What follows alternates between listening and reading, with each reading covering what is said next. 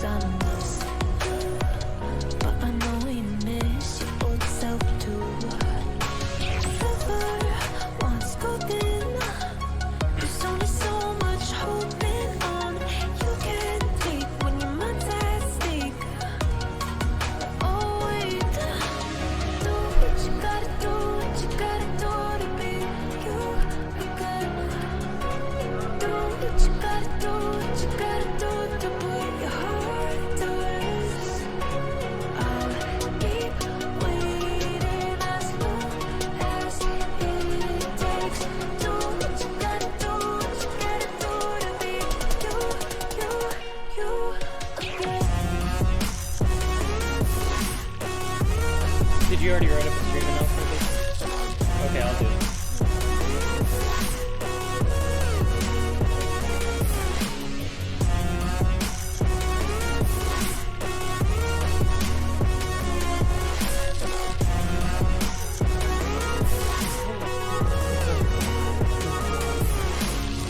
This one's best of 5, right? Or something? This is best of 5, okay.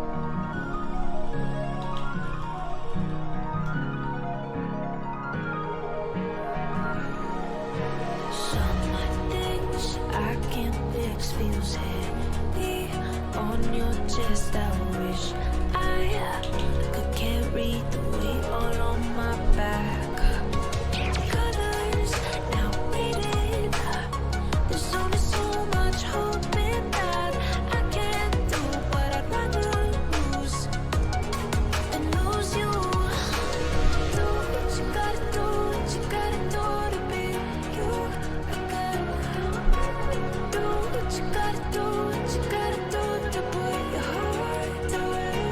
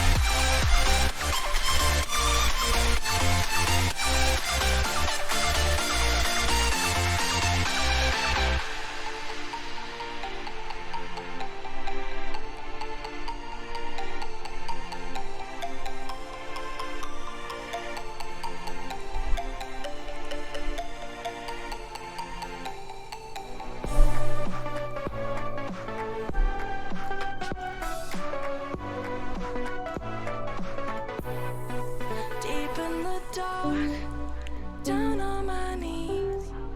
I've seen things that you wouldn't believe. I was lost until I found that I'm invincible. Nobody gon' bring me down.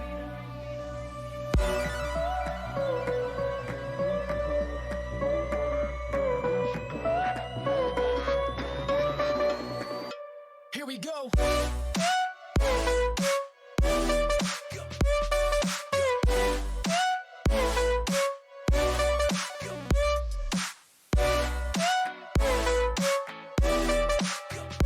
I'm invincible.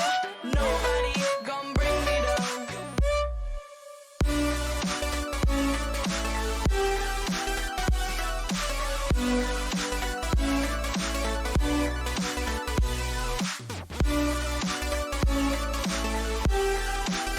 That I'm invincible. Nobody gon' bring me down.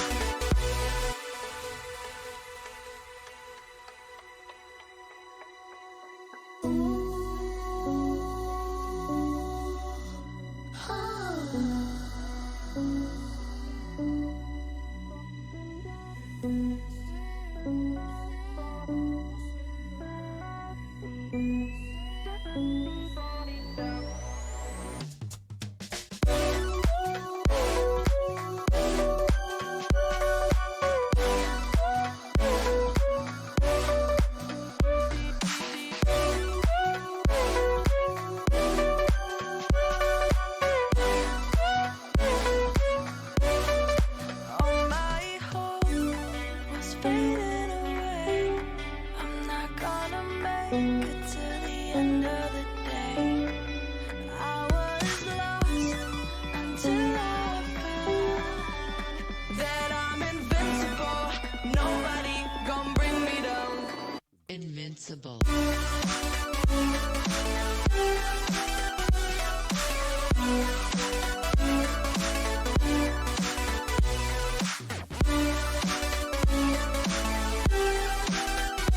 I'm invincible.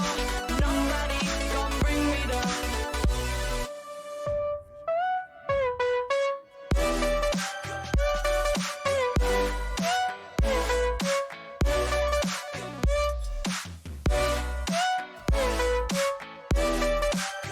That I'm invincible. Nobody gon' bring me down.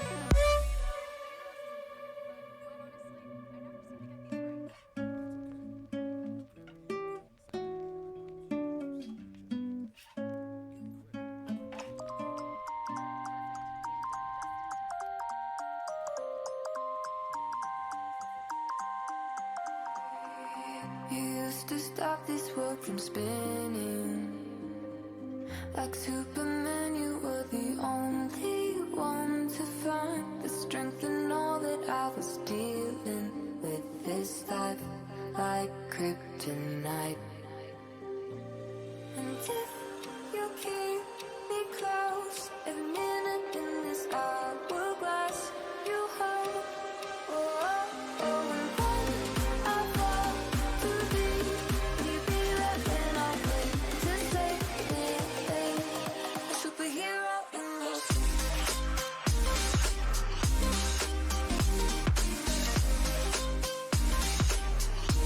a superhero in your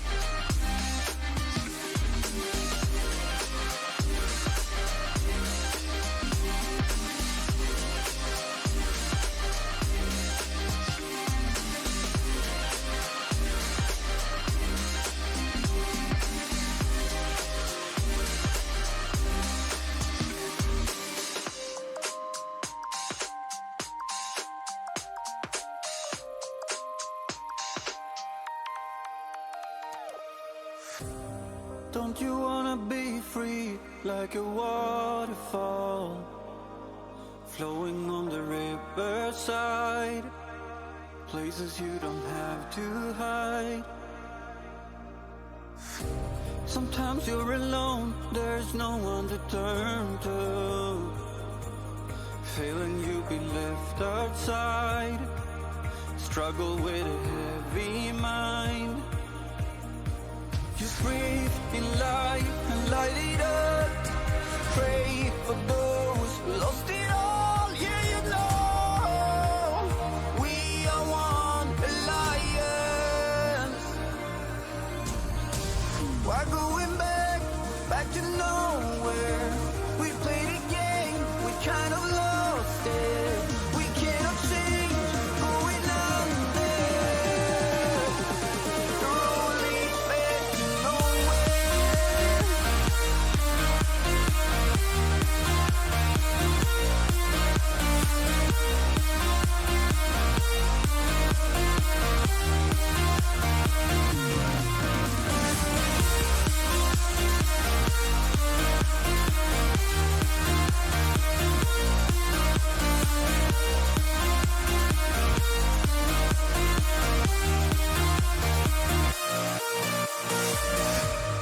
Don't you wanna be free like a waterfall, flowing on the riverside, places you don't have to hide.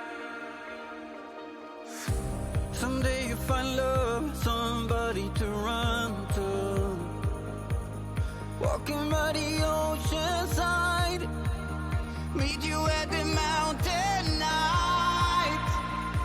Just breathe in life and light it up, pray for those who lost it all. Yeah, you know we are one alliance. Why going back to nowhere?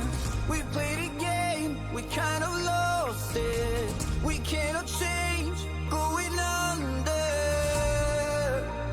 The road leads back to nowhere. Yeah, the road leads back to nowhere.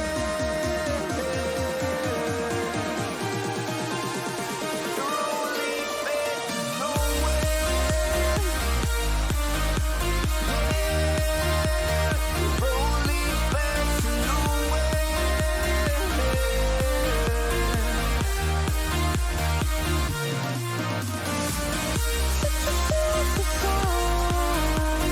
You can't win if you can't give in.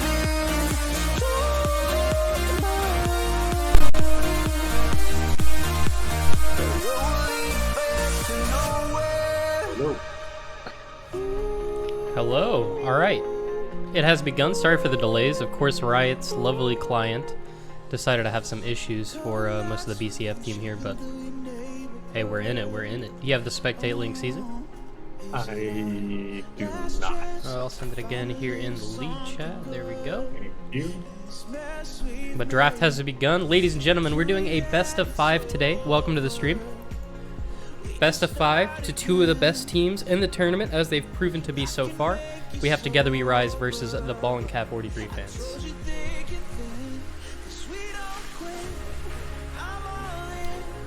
Alright. Oh, let me get predictions going. Draft has started. Yes, draft has begun.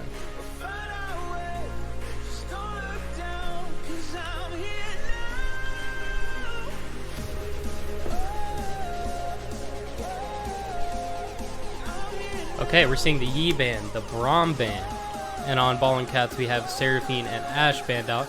We know that Seraphine is a Seraphine main. We know that Solvent has been tearing it up on the Ash. The Yi band, of course, for Dying Game, TVH. The Braum band, as expected. And the Pike band coming through as well. Yes, pretty normal bands here. Braum obviously being a super popular, successful pick. I'm actually curious on what the word rate of Braum is. It's probably pretty close to 100%, honestly. I don't think I've seen Braum lose at all this entire tournament for whatever reason. We will see Ball and Cup fans round out their bands with another Jinx band, or not another Jinx band, another 80 carry band. Sorry. Lots of targeting on the bot lane here.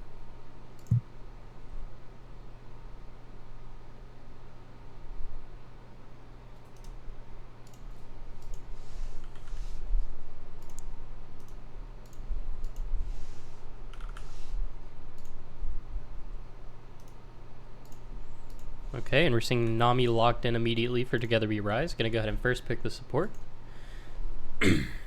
Yeah, I wonder if they'll pair this up with Lucian. Maybe they're challenging Ballin Cup fans, kind of baiting them into possibly taking Lucian for themselves, but looks like they won't opt into it.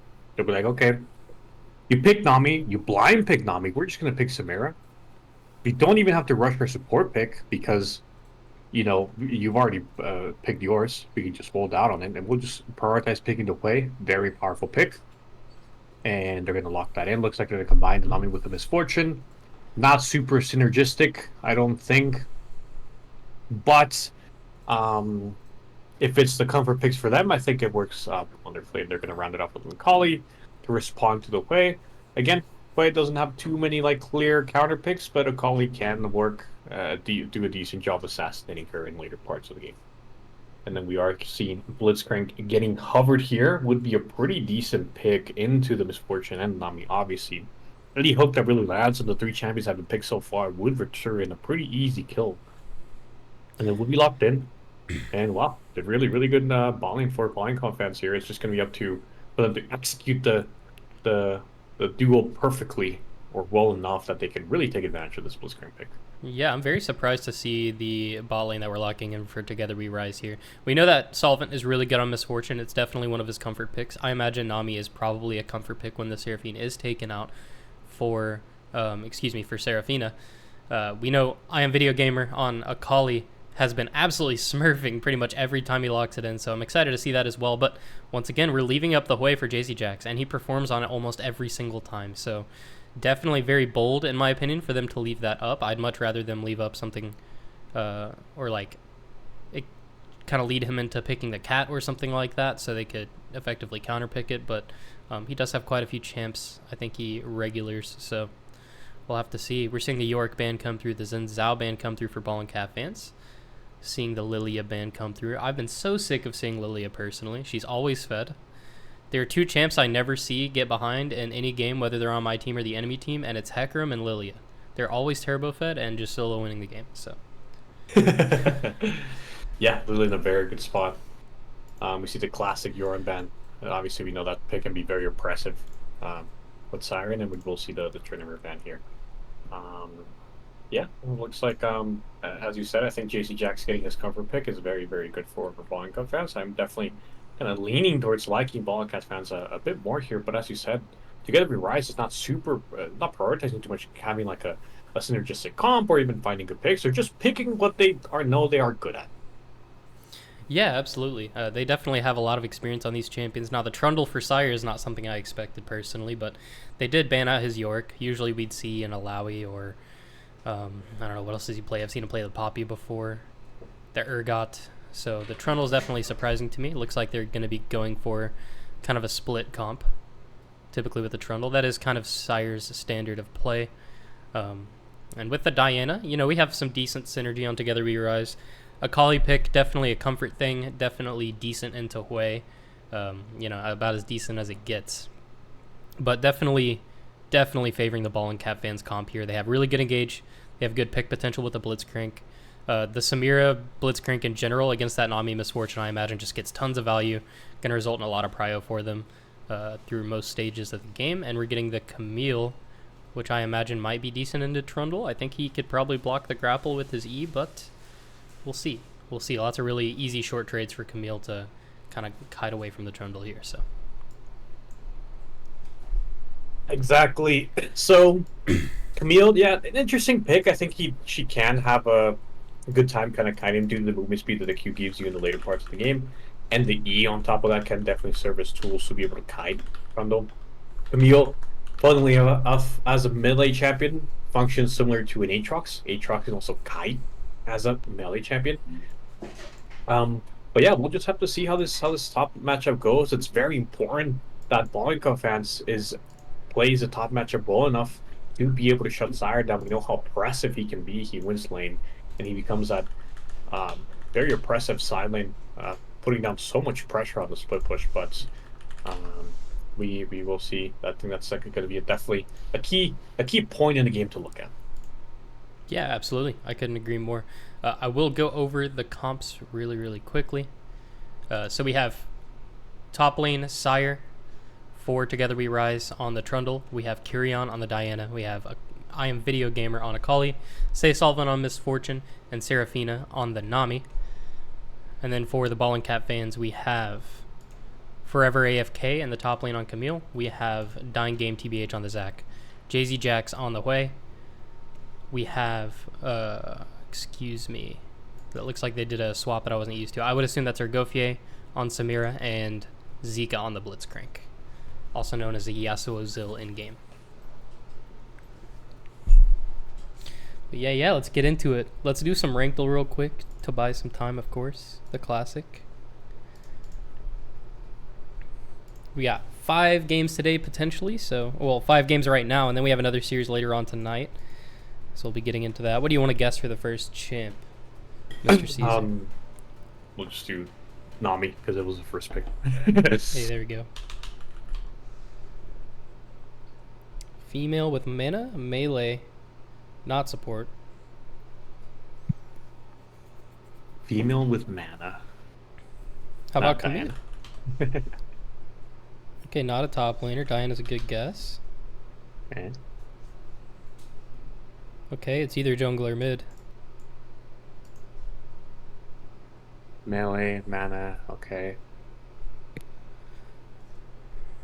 I feel like it's not common for female champions to be melee. If it is, they're usually some kind of beast like Shyvana. Fiora is a guess, but it's not a top laner. Vi is a very good guess. I think it might be Vi. Oh no, it's not human. I was gonna guess Shyvana, Belveth? but does Belveth have mana? I don't think so. Sejuani? Not human though. Does Belveth have mana? Why do I not know if Belveth has mana? Okay, she does not. I couldn't remember either. The other day I thought Trundle was a manaless champion, so shows what I know. Okay, it is a female jungler that is melee with mana. Evelyn? Not human. Could be. I don't know if Evelyn's considered human. Let's see. She's not, but it's still not Evelyn. Demon Spirit. Okay. Interesting.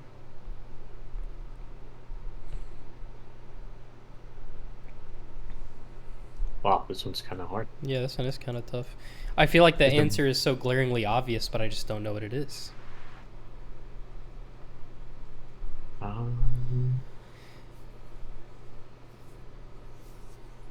Not human, but female. But it has a mana, so it can't be Shyvana. And it's melee. Shyvana is who I keep going to, but yeah, it would make sense. Nidalee might? I think they do consider her melee and ranged, but it's worth a try. Oh, she's also human. Okay. Wow. I'm stumped on this one. I'm super stumped. Lilia. Oh, Lilia. Yeah, Lilia. Well, we'll never know if it was correct. We'll never know because now it's game time. You'll have to wait. Getting Shoot, I guess they're right. Yeah, I think it does have to be Lilia. It makes the most sense. Anyways, we're getting into it. We are getting into it. The best of 5. 2 of the best teams. Head to head. As I always say, we'll have to see how it goes. At the end of the day, all that matters is that you come in and play some good League of Legends. And you do your best. There's only so much planning you can do. I mean, it helps with the drafts. Helps with the comps that you want to build. But at the end of the day, all your practice just kind of comes down to one moment, and you have to be able to perform in the moment. So, up to 5 games today. 5 chances for them to do so. Let's do it. Surprised no exhaust taken by Together We Rise bot lane. True, actually. I'm very surprised we're not seeing an exhaust. Having to play against Camille as well, yeah. I think bot lane will be a focal point, at least in the early part of the game. I think it's up to Yasuo Zil to really land these blitzcrank hooks to be able to capitalize on the good matchup that they put themselves in. But like, it all depends on Yasuo Zil being able to find good engages, or just being able to walk up and eat. He can also just do that. Doesn't necessarily have to land the hook. But if he's able to land hooks, if he's able to land picks, he's definitely going to be able to snowball. They're going to snowball very hard bot lane, and that could be very good for them. Yeah, I'm definitely surprised to see Together We Rise put themselves in this situation where they are so heavily countered bot lane, because they did kind of have an answer, or they had the option to answer. Maybe they could have, I don't know, gone something just good into Samir. I can't think of what would be great. Maybe something like a Caitlyn with the Nami could work. Maybe something like a Lucian to kind of, play a little bit more aggressive early. But we do pick the Misfortune there. We do know Stay Solvent is very comfortable on it. It's a +1 for JZ Jax, landing the QW. But yeah, I don't know. We'll have to see, because, I mean, we're looking at one of the best bot lanes in the tournament being Stay Solvent and Seraphina, putting themselves in such a chokehold. Just very, very strange to see. But once again, we'll have to see how it goes, like I always say. Yeah, I think their thought process was just like, let's just play the champions that we're comfortable in. Don't care too much about synergy, don't care too much about draft. I think in a tournament setting like this, I think that can definitely work wonders. We've seen it work in the past. But yeah, looks like Demonic and Yas already taking the control of first bush. Stay Solvent and Seraphina being very, very, very controlled, waiting for the wave to walk in. We might see a level 1 fight happening here. Ooh, a hook does go wide, it does not land, and that does mean that they no longer have any tools to fight back, and then we'll get really hard traded. That's going to be very bad for Balika fans, early bot lane laning phase. Oh, wow. Yeah, it really is. They are so low at the start of this advantageous bot lane. It's not necessarily a super risky play to go for, but if you're just not confident in landing that, it's so hard to show yourself and tank the wave and the damage from them at the same time. It's just super, super rough. So they're already off to a rough start, and I'm sure that Together We Rise is very happy about it. Level 2, Power Spike in the mid lane. We have I Am Video Gamer playing very aggressively against the JZ Jax here. Does level Shroud second to get some damage in, but it looks like actually might be kind of JZ Jax favored here. JZ Jack's able to capitalize and get already here. We'll see if he utilizes this and places some sort of ward down. Oh, maybe his solo kill top? Oh, never mind. Never mind. He does force the flash away from the Camille. We have Ghost coming out from Sire. Already off to a great start. Together We Rise, showing that at the end of the day, the better players will be able to, is the only thing that matters. Pillar does go down the top lane. Camille does pop up for passive shield, but I don't think it will be enough. It will be barely enough for her to survive. There's a lot of fighting happening in top lane. There's another fight happening in mid lane. E does land the calling. It will be first blood. Going over to I'm a Video Gamer. And we do see some action here happening in top lane as well. Cyrus kind of zoning Forever AFK out of the turret range. He will try to go for the kill. He does get it, and the triumph is just enough to keep him alive. Wow, he lives, forces the TP out on this massive wave. Super, super worth for him. Even if he dies there, it's worth, but him actually living is just amazing for that. I'm Video Gamer, yes, getting a very nice kill into JZ Jax with the help of Kyrian, but to be honest, Chase put himself in such a good position. I think he would have just solo killed JZ Jax here, to be honest, but yeah, we're seeing some great individual play from everyone on Together We Rise so far in this game. Only about 1,000 gold lead, but we're looking at 5 minutes in the game, so definitely makes quite the difference here. Also want to make sure we're at the same time, if you don't mind, Caesar. I'm at 345, 346, 347. Okay, 348, 49, 50, 51, 52, 53, 54. 5, 6, 7? 9, 4 minutes, 4 minute one. Yep, okay. Alright, sweet. We're good now. Yeah, nice. It looks like I was a bit behind and I just sped it back up. Oh, good. Yeah, the Riot client is special, of course. Had a delay today because most of Ballin' Cat fans, I think a couple of members there just couldn't even get into the League client. We know how that goes sometimes. Oh, really? Yeah. Happy sessions, okay. We do see Urgrify looking up for another gank. They want to capitalize on the fact that Nami does not have last. Ooh, really nice sidestep by Seraphina. They will dodge.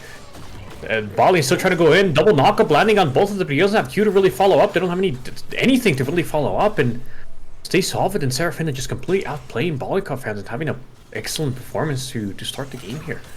They really are. I mean, this early game, ooh, the hook almost lands there, but this early game Misfortune Nami damage is actually insane. They're just like a wall walking at you, just pelting you. Yeah, like I was saying at the beginning of the game, I mean, it all depends on these splits Craig hooks land or not. If they land, great. It's kills, it's snowballing. But if they don't land, Stay Solvent and Seraphina will just take over the lane. Right? So it's a lot of pressure on Jossel's hill here to land the hooks. A lot of pressure on Solvent and Seraphina to dodge these hooks, right? Demonic is just kind of there to follow up if anything does land. Another hook goes wide in the bot lane. Looks like not too much is happening here. maybe mid lane. There's a lot of maybe a dive will be happening here in the mid lane. We do see Ericofire charging up his E, but he will decide to opt out for it. I am a video gamer is struggling here a bit now. JC Jackson did a good job poking him out. Yeah, and I do want to verbally say a formal apology as I announced who was playing on each team. I totally forgot about Demonic, which is crazy because I think he's one of the best players in the whole tournament. Demonic is actually insane, so my apologies. When I have streamer mode on and I look in the Discord and I don't have the OPGGs in front of me, then it's hard to see who all is playing. I just get like the first letter of everyone's name. But yeah, Demonic is absolutely insane. Props to him. I do have confidence he can perform on the Samira. Even though they're not really getting much value in this lane so far, they've actually been off to a really, really rough start. We know Samira scaling is definitely not bad. It takes one pop-off moment in a team fight, especially when you have such good setup and zoning with the Zac and the Hui. Samira could definitely pop off this game for sure. For sure, because they also don't really have that much CC to deal with Samira, right? Yeah, literally like nothing, or no easy CC that they can land. There's no Nautilus hook, there's no not Nautilus hook, Nautilus passive, Nautilus R. There's not really much that can deal with Samira, so Demonic is definitely in a position where he can definitely take over this game entirely. Yeah, absolutely. We have such a lack of CC on Together We Rise overall. Generally, you just want good amount of CC in these competitive environments, but you know, if they're able to make it work, they're able to make it work. Like I said, we're seeing some really good individual performances so far. These first few minutes of the game just very, very impactful for everybody. As long as they're not throwing away those leads, then Together We Rise will be looking pretty strong going into this mid game. I believe we did miss a JZ Jax solo kill onto I Am a Video Gamer. I do recognize that they're 1-1 now with their respective KDAs. So JC Jax has actually kind of turned things around and is also considerably ahead in CS now. So he's doing a fantastic job here in the mid lane. I do remember you talking about him being a very strong proponent for the reason why they were win the series last time around. Yeah, absolutely. He performed in every single game in the last series that he played in. So curious to see if he will show up again today. He has got the solo kill. He is a solid 22 CS ahead in lane. Kind of expected against an Akali, but regardless, being able to actually execute, make that work in a real game environment is very, very important. Another hook goes wide in the bot lane. Yeah, and these hooks are really just not connecting. Oh, he does decide I'm sick of trying to land the hook. I'm just going to flash an E on the Nami, but she will just be able to flash away. Zac is here. Zeke very low health, but Zac is here, charging up his E. The Q will connect. He will draw Solvent back, and the ult will go in for Samira, and they will capitalize and get a kill on Solvent. Finally, Demonic gets a kill. Will that be enough to start to get the snowball going? Now we have an engage onto JZ Jax. Kyrion going to be flashing in order to lane the ultimate, but JZ Jax will retaliate with a flash of his own. Kyrion might live here, does not. Actually just goes down to the minions and the burn damage from that ultimate. So JZ Jax turning a gank into a kill. JC Jax just performing despite the very disastrous beginning of the game. Hold on, bot lane. They're setting up a gank. Solvent does smell it. Really, really smart stuff. I do believe they have a pink in the pixel bush, and they have enough vision to kind of help Solvent deduce that they should be, or they could be in the bush. What risk? You might as well check it. But yeah, really good on Solvent there. I think Solvent has just been very smart. He understands when they want to get ganked. Even in the level 1, right when they were sitting in the third bush, he waited for the wave, sat behind it so that there was not even a single chance that they could hook him level 1. So really well played. His spidery sense is on point. But yeah, I was just gonna finish off with the point that despite the great early game that Together We Rise has had with the wins they had in mid, bot, and top lane, Ballin' Cats is making a comeback, right? With JG Jack sitting in a very comfortable spot, Demonic getting the kill, and you know, top lane is the only one that, yes, Forever AFK is still struggling here against Sire.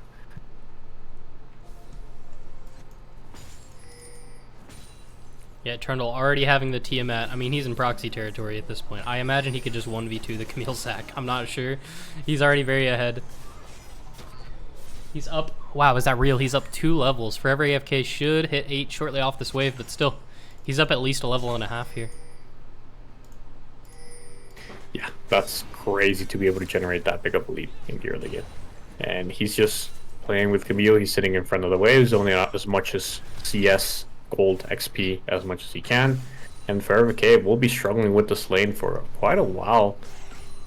Sire playing this lane out very, very well. We understand that apart from him being really good at macro, he has a very good laning phase here. We do see a 4-mana rotation happen in bot lane. The ult will land from JC Jax. Ton of damage going down on both of these, but looks like it won't really turn into anything. JC Jax does have to go back to mid lane to catch the wave. But regardless, a lot of damage going down on Seraphina there. Yeah, that was a surprising amount of damage. I mean, we're looking at a way with a lost chapter and cooldown boots. That's it. I mean, he's got the Dark Seal. Sure, the hook's going to land onto I Am Video Gamer. Can he E away? He will flash. Blitzcrank silent, keeping him in there for just a little bit too long. Would rather flash and get that instant escape than risk giving the kill away here. And it looks like the first dragon's going to be going over to Ballin' Cat fans. So it will actually be the second one. It looks like the first one was taken by Kyria, funnily enough. Oh, true. We might have missed that entirely. And it looks like there was a solo kill happening in the top lane. Sire killed Forever FK under tower and is now, I think he's just going to be able to take the first tower for himself here. First tower, 725 gold for Sire, who's already got a significant lead. This is looking real spooky for Forever AFK to have to deal with. How is this match going to work? Like, how is he going to actually address Sire? Because that's something you really need to note whenever you're playing against Together We Rise, or just Sire in general. You have to have someone that can consistently match him. They do have a Hui, which will be able to match the wave clear quite a bit, but you really want Hui's power in the team fights. So, going to be very, very hard to deal with Sire already. He's definitely made himself a nice little bed to lie in. Yeah, exactly. And I remember asking Terrors of the Rift how they felt going against Together We Rise, and their only response was Olaf. Olaf was the problem. Olaf was the reason we lost, and that Olaf was being piloted by Sire. He's just such an impressive member, and when he gets a lead like this, he gets first tower, he's up almost double the amount of CS that Camille has. It's a huge, huge problem for Ballin' Cat fans here. Zach looking like he wants to go for the smite there. Will he go down in the process? We do have a root from Hui coming in. He will flash away. Nami ult and Diana ult will come through just to try and pick up on that kill, but nothing's going to happen here. That's going to be 5 grubs for Together We Rise, which just so happens to fit into Sire's playstyle perfectly. Yep. They got just what they wanted.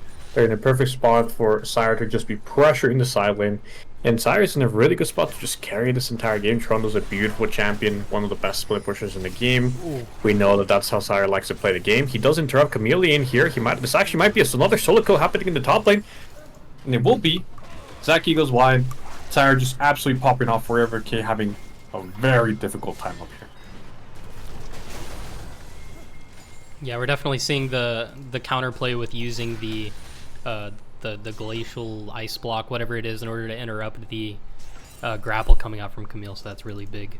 Also, I think you still might be a little bit behind. I'm coming up on 13:30 now, 31:32. But we're seeing a fight already happening in the bot lane. Stay solvent, getting picked. The exhaust will come out. He will flash away, but not be able to survive. Both sums down on Stay Solvent. Dragon's not going to be up for another couple of minutes here, but oh, now JZ Jackson a fight as well against I Am Video Gamer. Chunks him quite a bit. We have the R2 available on I Am Video Gamer. Oh no, we have the full ult available. He might actually be able to get a solo kill on JZ Jax if he is just a little bit too disrespectful in this case. Is able to bait out the E successfully, walking up for the ultimate, not able to get it off, taking a lot of poke in the process. And now Kyrian is here, will trade flashes with JZ Jax one more time, which at the end of the day I think is far more impactful for Together We Rise. Diana having flash makes it a really, really good engage tool with her ultimate, but you know, a mage without flash is definitely a little bit scarier to play in these team fights as well, so probably a worthwhile trade for them. Yes. My time here is 28, 29, 30, 31. 32. I think you're like 1 second behind. Yeah, so it's no biggie. Alright, 37, yeah. Well, looks like we do see Zach preparing for an E. Will not land. They could try to go for the hook. We'll go wide. But yeah, Demon Egg after those kills is now 3-0. They're in a very good spot. I mean, Solvent and Seraphina are starting to struggle, despite Sika not exactly finding as many hooks as he'd like. Even just the few that he has found is enough to get him a pretty noticeable lead, just goes to show how impactful this kind of counter matchup that they picked has been for them. But top lane, meanwhile in top lane, Sire's just literally taking their entire base. What are they going to do about that? It's such a problem. Sire is such a problem for Ballin' Cat fans here. Yeah, we're not seeing any answer to this. I'm surprised we haven't seen Blitzcrank roam top with the Hui maybe to try and take him down, or at least pressure him from continuing to get all of these towers, but that's going to be inhibitor open at 15 minutes. Won't be taking that inhibitor. We have another fight in the mid lane happening, and Jay-Z Jack's just going to solo kill Akali. Just such a strong champion, especially when you have someone like Jay-Z Jax to pilot the Hui. I mean, there's nothing Akali can really do. Really has to bait out those cooldowns aggressively, and if she's not able to get them, then it's so hard to actually just walk in and get value against a Hui. Yeah, Jay-Z Jax is showing why they should really ban his way. Why it was a mistake to let him have his way once again. Alright, they are looking for an engage here in the mid lane. Zach preparing his E. Blitz is just going to walk up and never mind, the hook will land. Diana ult does go in, but Demonic is going absolutely crazy. The MF hold gets absolutely interrupted, and that's the quickest triple kill I've seen in this entire tournament. Demonic is just popping off. But meanwhile, in the top lane, Cyrus just like, you guys can kill my entire team. I do not care. I will end the game by myself. JC Jax just immediately recalls because they got to defend against Sire, and wow, it's just like Cyrus just carrying the team on his back. Literally, the rest of his team is just losing. Kyrian losing, I'm a video game losing, Solvent losing, Seraphina losing. Sire is putting the team on his back. It's just up to him. Up to him now. Whether tomorrow, Together Revives will be able to win this game or not. Yeah, I mean, Sire just completely taken over. He did take inhib really, really early. We're looking at, a 16-minute inhib. And as you can see, Jay-Z Jax will easily be able to capitalize off of these supers coming in. Just a ton of wave clear. It will buy them a little bit more time, but there's no objective up for them to capitalize off of as far as having that top inhib down. I would like to definitely see potentially Sire rotate bot sooner. Maybe he didn't because of the dragon. He knew that he'd probably be getting pressured a lot more. Regardless of that, he's there now, and he will continue doing his thing all along this left open side lane. Oh, so many close hooks by Yasuo Azil, but just not able to make it stay solvent with the fancy feet. Yep. Wait, you see here the Zyre is like, okay, I've already taken the third stop. I'm just going to go bot and start taking turrets there as well. He is just putting Camille at 2 HP. Looks like they're kind of collapsing here with 3 people, seeing if maybe they can kill him, but they'll decide to opt out against it.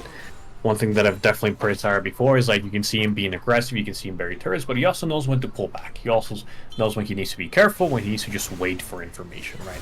He's not just perma-shoving on the silent and just dying over and over again. We do see a fight happening here in the top side jungle. Yasuo still does have to flash away. He will get a lot of damage placed down on him. It looks like they're going to attempt to 2v1 a Sire here. E does land on him, knockup does land, everything is landing on him. They will ult him, and I think this is Sire will go down here. He is kind of stuck in the wall. He's healing a lot, but it's not going to be enough, and the shutdown will go over to Ergo 5 here. Ooh, very, very close. He did end up actually ulting somebody. I think it was the Camille, and that actually made him draw tower aggro there. I'm not sure if maybe he could have just gone for the tower entirely, but I won't doubt the Sire. We know what he does. This is his playstyle. Some people call it the cockroach playstyle, which I think is funny, but at the end of the day, it's split pushing, but with brains. We see a lot of people split push just kind of brainlessly and hope it works out. The constant pressure typically will give results. But as you mentioned already, Sire is very, very good at recognizing when he's overextending, when he's taking too much. And in this case, I think just going for the tower was fine there, but maybe a slightly missed execution. Regardless, still a lot of pressure. Yeah, literally when I told him that I praised him for that, he just overextends and dies. It's just, these things happen. Again, like, it's very difficult to be always super consistent with it. You'll definitely have situations where you will make those mistakes, but pretty fine. He's still doing just fine. But yeah, Together Rest just kind of completely depends on Sire here to be able to win the game, especially because the draft that Bowling Cup fans has gone for themselves. They're definitely in a way better position to just absolutely destroy the team fights in later parts of the game. So yeah, just putting your fruit on just the Sire basket, and we'll see if this ends up working out. We do see a siege happening here in mid lane. The hook will go wide, and yeah, JC Jax is just on wave clear duty in the top lane. Yeah, pretty much. He is getting very fed off of these waves, which will be pretty menacing to deal with in fights, especially with how ahead Demonic is. I mean, Demonic being 6-0, he's got the IE collector. He's really, really spiked right now. If they're able to get off a proper team fight with some good setup with the Zac and Jay-Z Jax, I don't think it matters if Blitz does anything anymore. I'm not going to lie. Shout out to Zika. I mean, he's been playing some pretty good support overall, but yeah, I don't know if Blitz is going to do much outside of the laning phase here. A random hook every now and again is always going to be great, but You just have such good synergy already with the 3 picks on Argophia, Demonic, and JZ Jax that they should be able to just kind of win fights as 3. Yes. Yep, he doesn't even have to land. He can just walk up and E, right? Maybe he can just go on that. Ooh, hook will go wide on Nami. Barely doesn't land. Beta Gamer in a very tough position. He will try to E away. Zac Flash to follow up. He will R. He does have 3 flashes. He flashes away, but it won't be enough. He will still go down to Demonic. Meanwhile, Sire completely trapping Forever AFK against the wall, forcing the flash out. Yeah, now he's gotten both of those turrets. Those second-tier turrets have given him a total of 1.4k gold. Absolutely crazy stuff, and the amount of damage that he's able to just put down on Camille is absolutely crazy. It I looked think like Camille he's will be able to... Sorry, go ahead. Yeah, I was just going to say that. I think Camille will be able to hold his... oh, wait a second. There's a whole fight here. They're trying to collapse on Sire. The knockup will land, and he will actually pillar himself and quarter himself into a wall. The hook does land as well.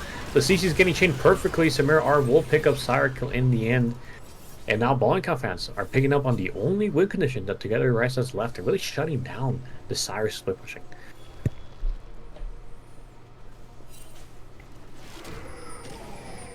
It looks like they'll just be able to transition this into another dragon, putting them on soul point. Don't think they're going to be able to contest it. Once again, it really seems we are playing for the Sire split push, so now that he's down, there's not really much that they have to be afraid of.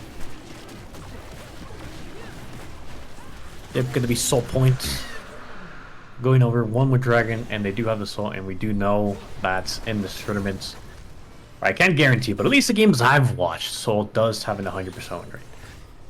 Yeah, I wouldn't be surprised. That's not something I keep track of. I probably should moving forward, but definitely wouldn't be surprised. Now, we talked about the top side getting completely taken down, that inhib potentially being just a little bit too early, but we do see Sire once again. Just kidding, he ghosted. I don't know why he ghosted. He had TP and Ghost. I was expecting them to try and bait out the Baron, kind of stall a fight there and see the Sire backdoor, but the top wave's not pushed in. The opportunity's not there for him, so he's just going to result to continue pushing bot, take the camps on the way out. And let's see. Sire looking at over 10 CS a minute right now. Absolutely crazy with the CS. Definitely a Flame Horizon that we're seeing in the top lane here. Sire, again, completely, absolutely obliterating his opponent here. But the question is, will it be enough? Will Sire, like, really all the responsibility is on his shoulders? He's trying to get away. You also saw the hook will go wide. And it will not land.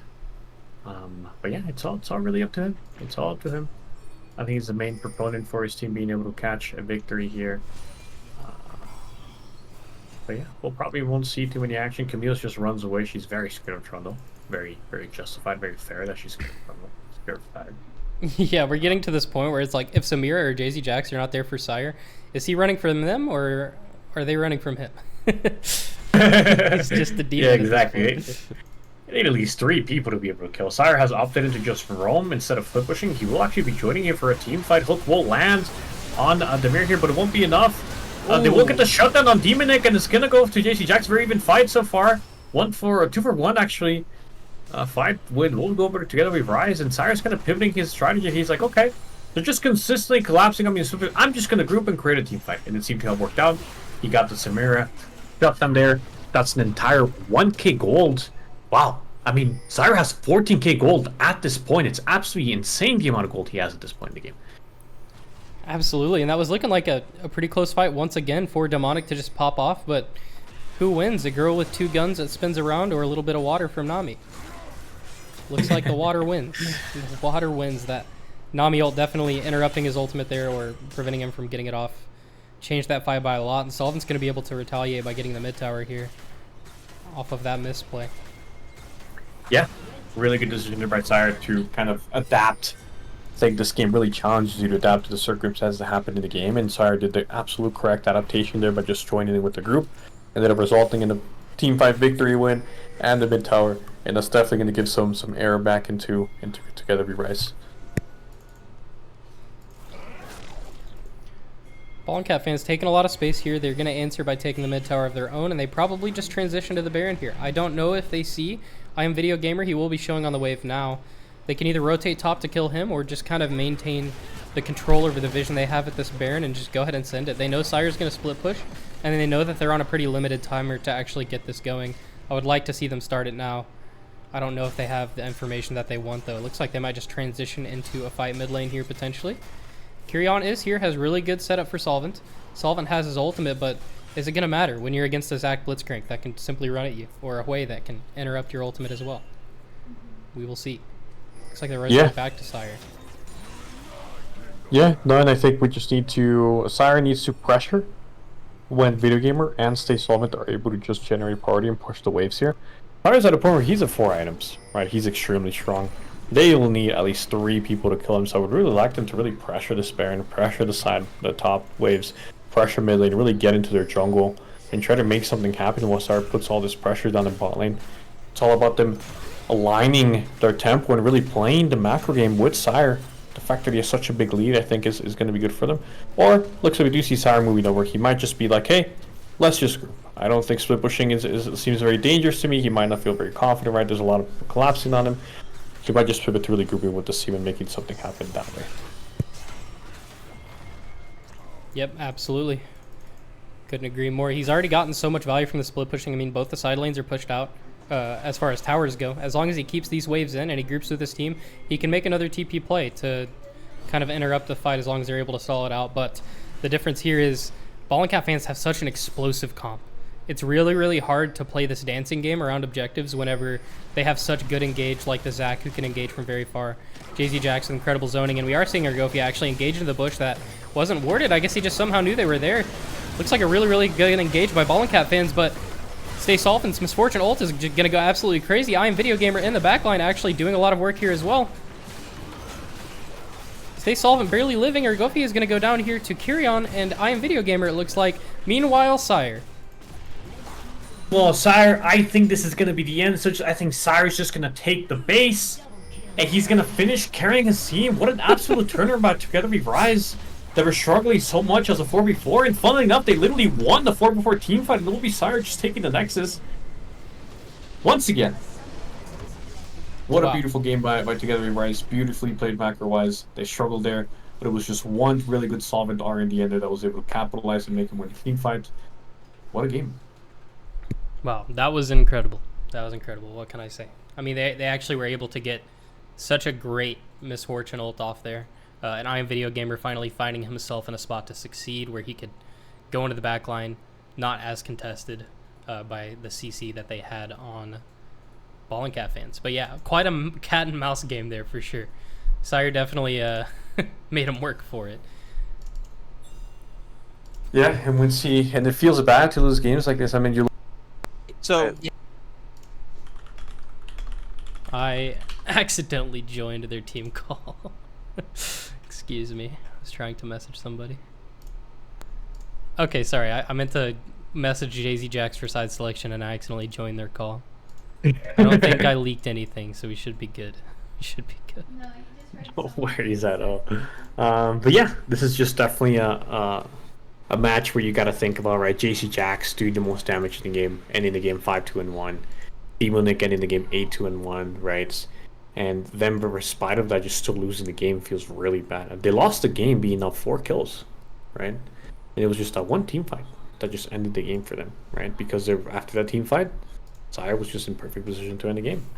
So it's just, how will it deal with Sire? Sire, anytime he's in the game, the just conversation always revolves around this guy, right? And it's just, I mean, he's earned it. He's earned it, right? Good players, right? They just bring all this pressure, just bring all this attention, right? So it's just really how exactly will they pivot their draft to really deal with the Sire situation? Yeah, I'm thinking a better pick, because if I recall correctly, we saw the Camille picked into the Trundle, right? Is that normal? Do you typically pick Camille into Trundle, or? Well, Camille is not at all a counter pick for Trundle, right? So it definitely was confusing. I was assuming that it was some sort of comfort pick for Falling Cat fans, Forever AFK, right? But yeah, looks like it wasn't, right? Sire was just, I think if you want to play against Trundle, there's a lot better picks that you can kind of opt in for, right? But yeah, we saw him struggle. And really top is just Vollencats needs to find a way to deal with Sire.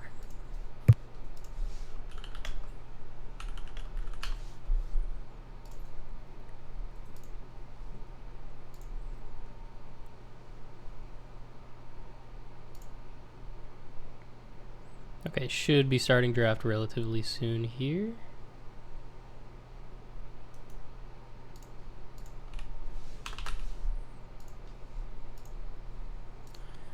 Wow, that was just I mean, I hate saying stuff like this in these tournament games where it is a competitive environment where everyone's working together, but that was a literal solo carry. Like, Sire solo carried that game. His team did well.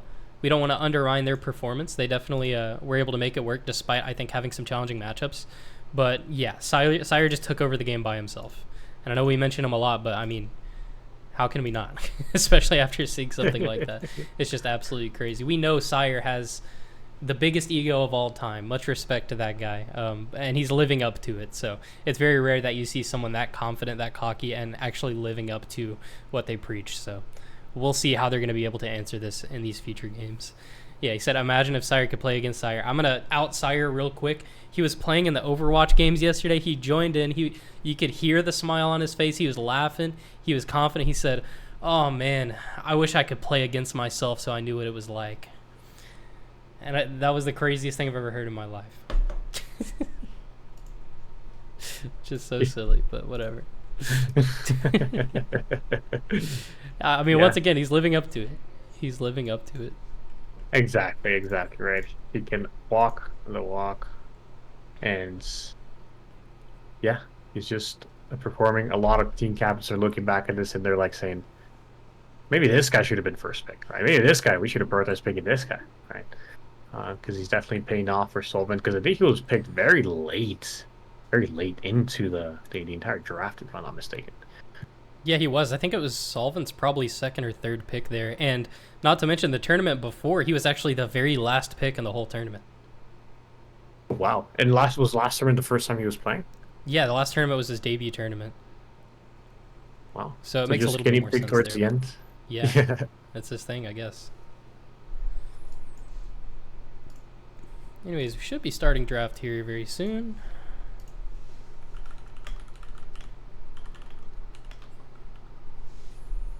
Well, we'll go back to the Lullable for now. We were correct in the Lily, I guess. Finally, nice.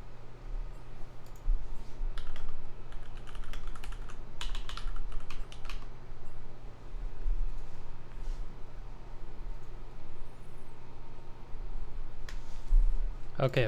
On to the quote. Awaken Phoenix.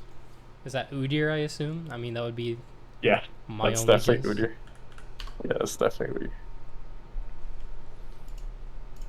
Yeah. This is Azir's passive, I believe. Oh, yeah. Shurima's Legacy. That's one of the weirdest passives in the game for sure. How do you feel about how impactful that can actually be? I always feel like the tower just does too little damage. It's too low HP to actually make much of a difference. Because, like, you would expect, okay, a champion creating a tower that's going to force you to essentially have a wave in order to take care of it. But in most cases, especially in, like, mid to late game where I do see a lot of actual use out of the tower, people can just kind of tank it and walk in and kill it with their team. So, I don't know. Do you have any experiences with Azir passive getting a ton of value? Yeah, I think it's been pretty impactful. Like we saw there was a famous clip way back in the LCS days of someone just like defending a dive under a Azir tower and getting a quadra kill. Obviously that was back then, but yeah, I think it definitely has its points where it can be very powerful. Where you're sieging far up in the lane, and you kind of have that turret very close by to fall back on if you ever end up in trouble. It can definitely kind of provide that zone control to give you safety. But yeah, it's I think it's about timing it, because if you mistime it, you could just put the passive to complete waste, right? So I think that's kind of the skill part of that ability. Yeah, that makes perfect sense. I actually, thinking back to it, I have seen a lot of situations where they're on an oppressive siege, and putting the Azir tower behind them does help them with the wave clear as well. I mean, that's just a whole extra champion essentially taking care of the wave with you while you're able to set up zone and poke. So yeah, I can see some value from that ability for sure. I'm just very bad at Azir, so Don't get Very that. hard champion for sure. Yeah, and I don't watch a lot of pro play myself. I did see, I think it was an MSI, it was Faker, I believe, that made just an absolutely insane play on Azir. That was widely considered like one of the best plays of all time. I think he just randomly gets a quadra kill after being chased by 4 people. Yeah, I know exactly the play that you're Yeah, talking about. yeah, that play was insane. Was that Faker or am I That was Faker, defaulting? yes. Okay, nice. Anyways, let's do the predictions here. Get those going. The So looks draft like has draft begun. did start, yeah. Do you see Master Yi, Blitz, and Lilia bans coming out here? They decided to ban the Blitz away from Sika. And the Lily, obviously, we know it's a very impressive pick. And then Balling Cat fans are just going with standard bans. Ashe, Jinx, and Seraphine. They're not really changing things up in terms of the bans. Together we rise will first pick the Zac. And Balling Cat fans will just respond with Zeri. Zeri, really good in mid-game team fighting, can do a really good job kiting, and obviously we know Demonic is a good player that can really put the responsibility on the shoulders and get and you know carry his team. Well, we didn't see it last game, but maybe it was the pick. Maybe with Sari this time around that might change. Bolivar being picked, pretty solid, pretty strong jungler overall. It looks like the Zeri will get responded with a Caitlyn. Probably a Morgana, probably a Lux. We'll find out here. Usually the best kind of synergy supports to pair it with, but looks like it will be a Soraka. And I do see your redemptions, everyone. I have hydrated, and Natalie, thank you for everything. Thanks for making the lobby and doing everything that you do. She made these cool graphics that we have for the versus teams, so thank you. Sona Zeri, how do you feel about Sona as a champion? I think the champion's OP, but I have a lot of people that disagree with me. It's weird, man. Sona's weird.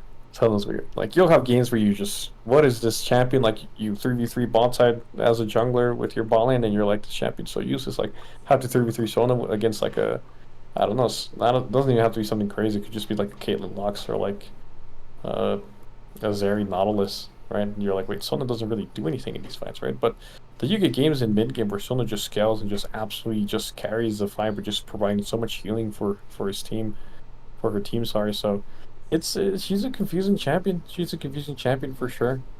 And there's times where she'll actually do quite a bit of damage, just walk up and deal a ton of damage with. I don't even know what ability she is. I'm not super familiar with Sona, honestly. Her abilities exactly. But yeah, just weird champion.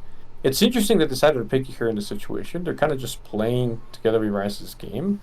Which I don't know how I feel about. I think if you look at a player like Seraphina, right, that's just mainly looking to play Soraka, right, play these champions that are very vulnerable, you'd say that probably the counter strategy would be to just run Draven Nautilus, you know, Draven Blitz, Draven Thresh, Draven Pike, Samiris, you know, any sort of like aggressive, you know, Varus, Lucian, you know, like any of these aggressive AD carries that are really going to punish the picks. But it looks like they're like, okay, we're going to take a different approach. We're just going to match their kind of synergy here and play the same game.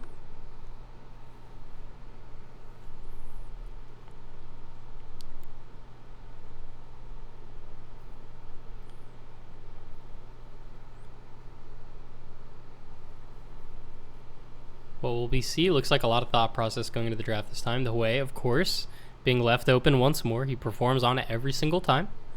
So shocked to see it up, but maybe they've just formulated a plan against this champion and they'd rather see him on this, knowing that he tends to default to it as it is such a good pick in competitive play, instead of worrying about banning it. So, I mean, they did ban the cat out. Once again, I feel like cat in these types of environment is pretty easy to counter, but you do have to draft around it, so maybe they're just not willing to do so. We are seeing the Alawi locked in by Sire, the Yone by I Am Video Gamer. And just looking at the last pick of the draft here. And we do see the famous Alawi coming up from Zyre, and it will be responded by Gnar. So yeah, Alawi doesn't have the best kind of ability to do direct turret damage like a Trundle or a York would, but she definitely has really good abilities to just 2v1, 3v1, even 4v1 people when they come back to the lane. She's definitely much better than York and Trundle at doing that. And we do see it as a constant ban that's banned against Zyre, right? So we'll see why it's been banned. It's funny because, like, it feels like you can never ban. You don't have enough bans to really ban all of Cyrus champion pull out. Even though it seems small, it seems like it's just split pushers, but he always has some sort of pick to whip out. Forever FK will respond with an R. I think it's a fine pick. I think it definitely works.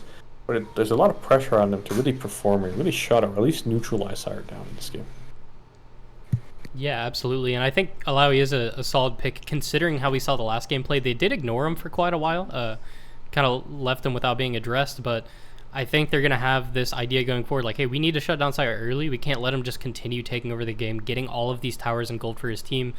And Sire recognizes that, so especially with that Trundle ban, he's just going to go for the Alawi and say, all right, come stop me then. Like, I'll just stay up here and do my thing. My team will perform while you guys are all wasting your time on me. If I 1v4, I 1v4. If I don't, hey, you're all topside. So could be a good pick, a good adaptation, and we know he's very strong on the champion anyways. We are seeing the Yone pick into Hui, which I think is very interesting. Definitely think it can be a good pick into Hui, but once again, the thing about Yone, especially during laning phase, is if you're playing a mage with skill shots, you would expect Yone to be strong into mages, which he is a lot of the time, but Yone's R and Q3 are very, very telegraphed once again, so you can always lane those skill shots while he's in that fixed animation of ending up in the exact same spot every time. So definitely playable for Hui, especially with how much wave clear and just zone control he has. But if he makes one mistake, Yone can most definitely capitalize off of that, and we know that I'm Video Gamer has been a very strong player in the tournament so far, so excited to see that. We're seeing the Caitlyn Soraka here, a very just kind of turtley bot lane against the Sona Zeri. I imagine Caitlyn should be able to do quite a bit of work in laning phase for this draft, while Zeri and Sona are more likely looking to scale into that mid to late game, as that's where Zeri is the strongest. Now we do have a Zac as well, which could result in a lot of dives. As we know already, Sona is a pretty vulnerable champion, as much as I want to say she's OP because she has exhaust on like a 4-second cooldown, but that's besides the point. That's not going to matter whenever you're getting Zakadove under your tower and he's infinitely healing from the Soraka here, so curious to see what happens. Exactly. And we do see that the game start will be a bit delayed here. But yeah, I think it's just we're up for another exciting match. I think you bring up a really good point with bot lane. I think although Zeri and Sona are kind of playing the same game as Caitlyn Soraka, I think Caitlyn Soraka are just way more impressive in the lane phase. Baraka with obviously providing so much sustain. So even if Sona and Zeri do get some poke down on Caitlyn, I mean she's just going to be able to sustain it back up. And Caitlyn just outranges Zeri and Sona, so I do expect them to play an entirely different game. They'll have a way better time this time around. They'll just be able to push lane and actually have a lot more agency in the entire game as a whole because of it.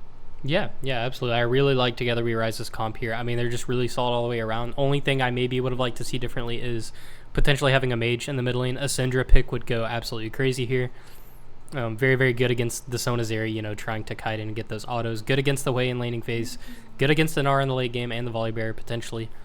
But we are going for the Yone, which means there's a lot of AD damage on Together We Rise. But once again, I mean, you can just kind of strong side bot this game, and Sire will do his thing, get Solvent fed. We know what Solvent can do with the lead, and Yone does have really good setup for his team as well. So he'll be able to buy some time in the fights, kind of engage things first, dictate the tempo of things if Gnar is not in an applicable position to do so. So we will see.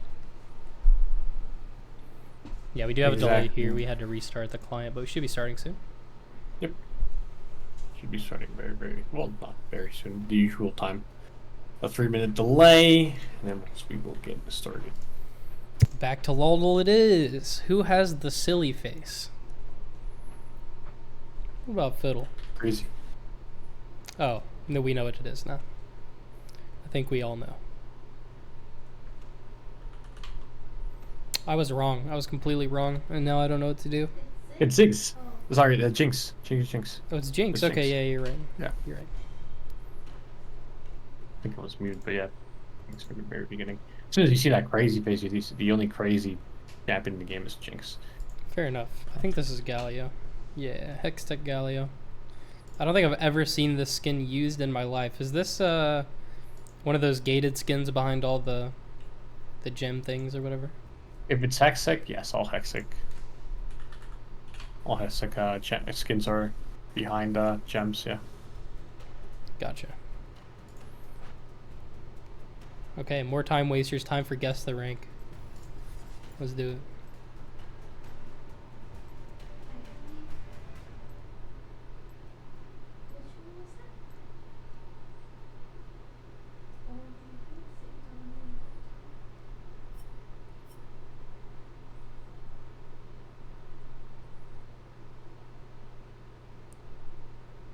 That's a Fed Zareth.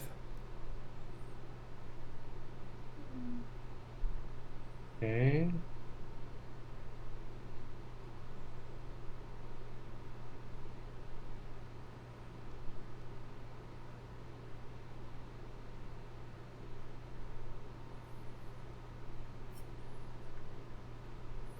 Honest? Like, Yeah, what are you think? thinking? I was gonna say like silver goldish. Really? I was going to guess a lot higher, actually. I was going to say Masters. Really? Yeah, we're on completely different ends of the spectrum here, so this is going to be interesting. I'll meet you not in the middle at all, but I'll say Diamond. It was silver. Almost Wow, silver. I just way overestimated them. You're right. Okay. As soon as I saw the Graves Ian there at the end, I was just like, okay. Yeah, that one is definitely a little strange, but oh wow. I barely even know what's happening here. The quality's awful. Yeah. Let's watch this again.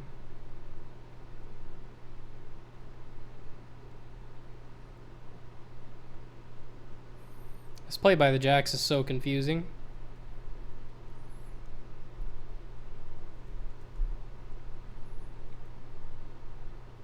That looks a little higher, yellowish. Yeah, I would say this is around Emerald personally. Say a little bit higher. I'd say diamond. Diamond, okay. Maybe Okay, even you were right faster, last actually. time, so I'm gonna say Diamond for this. Okay. It was gold. That play by the Jacks is definitely weird. It is definitely weird. I'm off my Rankle game today.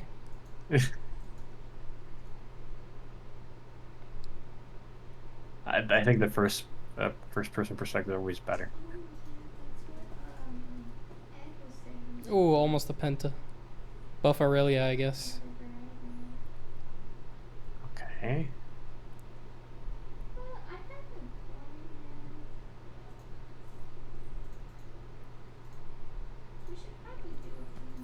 Definitely a game-saving play there. I want to say Emerald again. Emerald or Diamond, I think. I would say lower. I'd say like gold.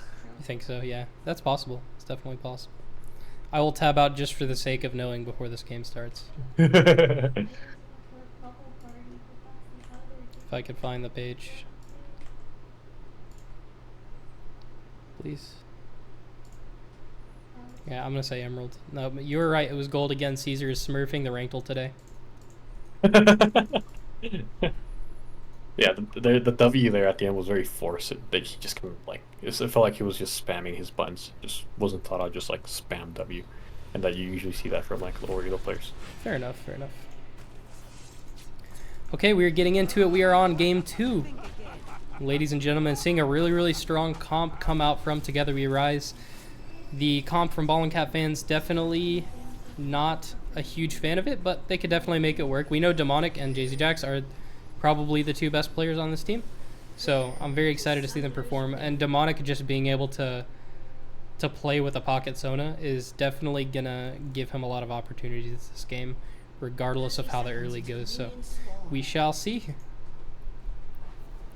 Bringing out the Overwatch terms. Pocket soda. Oh yeah, Pocket Sona. Didn't like Pocket Mercy. Yeah. My brain is transitioning towards Overwatch. I haven't been playing much of it in the past like year or so, I know I'm gonna go in there to cast it and be like, yeah, that ability, whatever that was. And they shot That each just happened other. and they won. Shot each other, capturing the objective. Minions have spawned. Zero easy CC to land onto Zeri. This is a good point. This is a good point. It's very hard for Zach to play into Zeri. And they once again are just running no CC. So Demonic is able to pick what he wants. Exactly, he's once again the spot where he can carry the game, right? But we'll see. You've been hyping him up. I'm waiting to see what exactly he's been hyping up for. So far, I'm more impressed by Promek in the previous years. Promek is very, very impressive, and honestly, he surprised me with his performance from last time. I'm not gonna lie. I mean, I always knew he was a good player, but I guess I just haven't seen him play a ton. But he most definitely showed up last time. And his team's not out, so we'll see them later today, I think. I'm sorry, my scheduling is messed up. Yeah, so it's 7 or 7:30? 7. We'll be seeing him play again.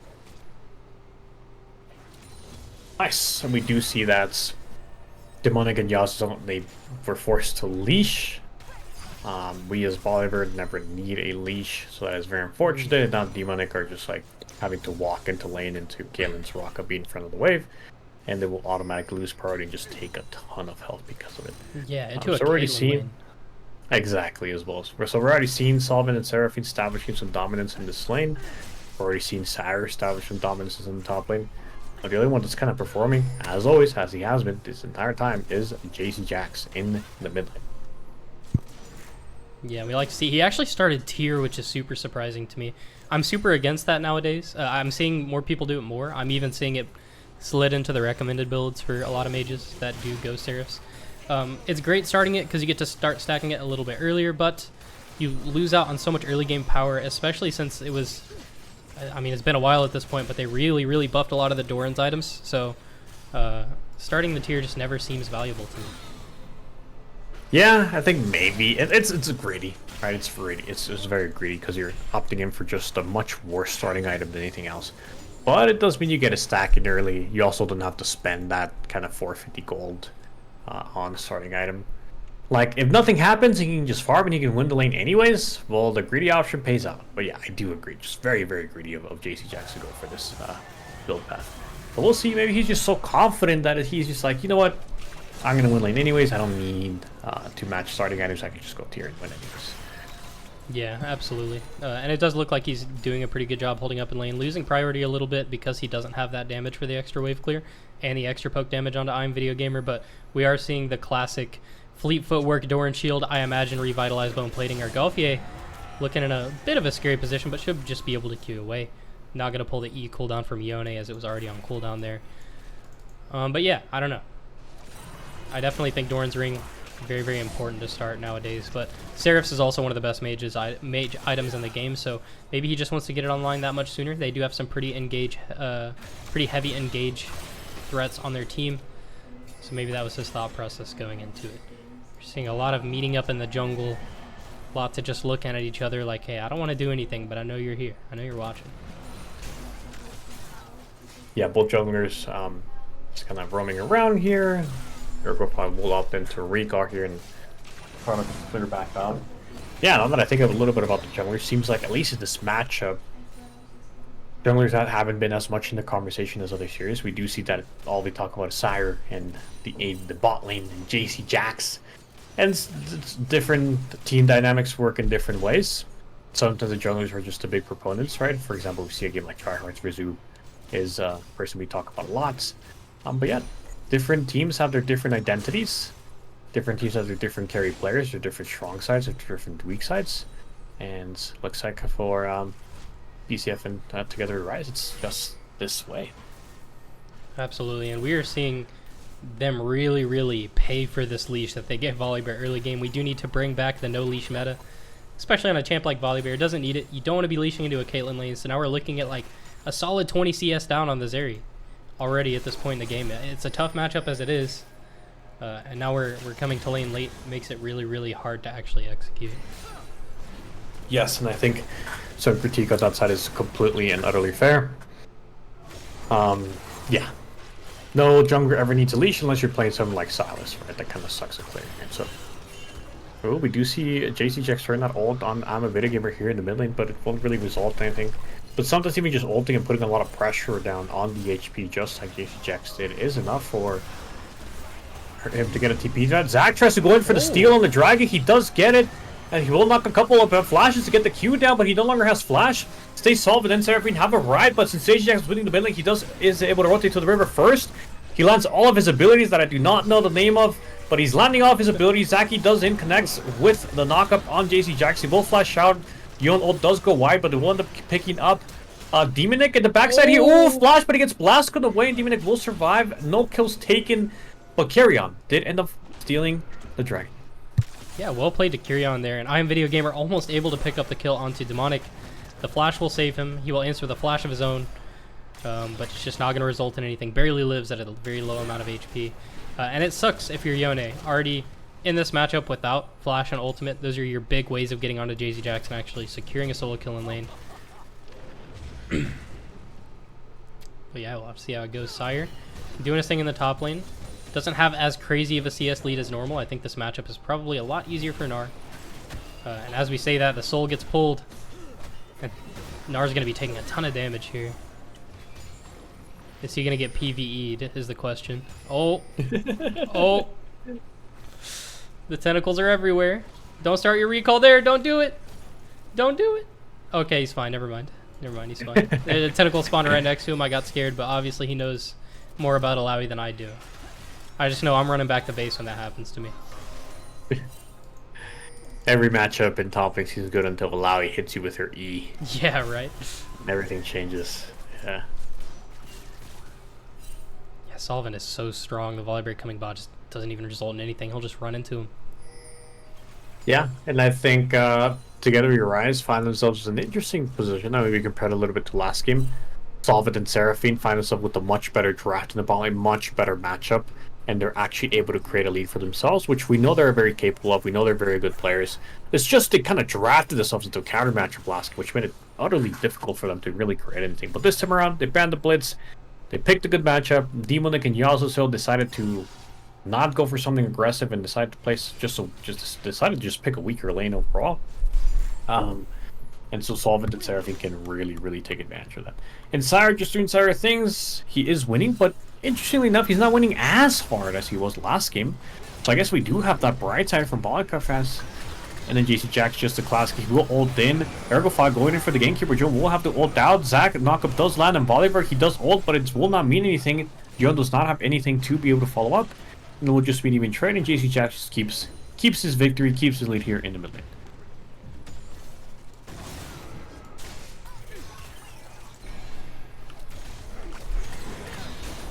Uh-oh, JZ Jax miscomboing here. Actually might go down to I Am Video Gamer. Does not have flash available, but the damage is just not enough.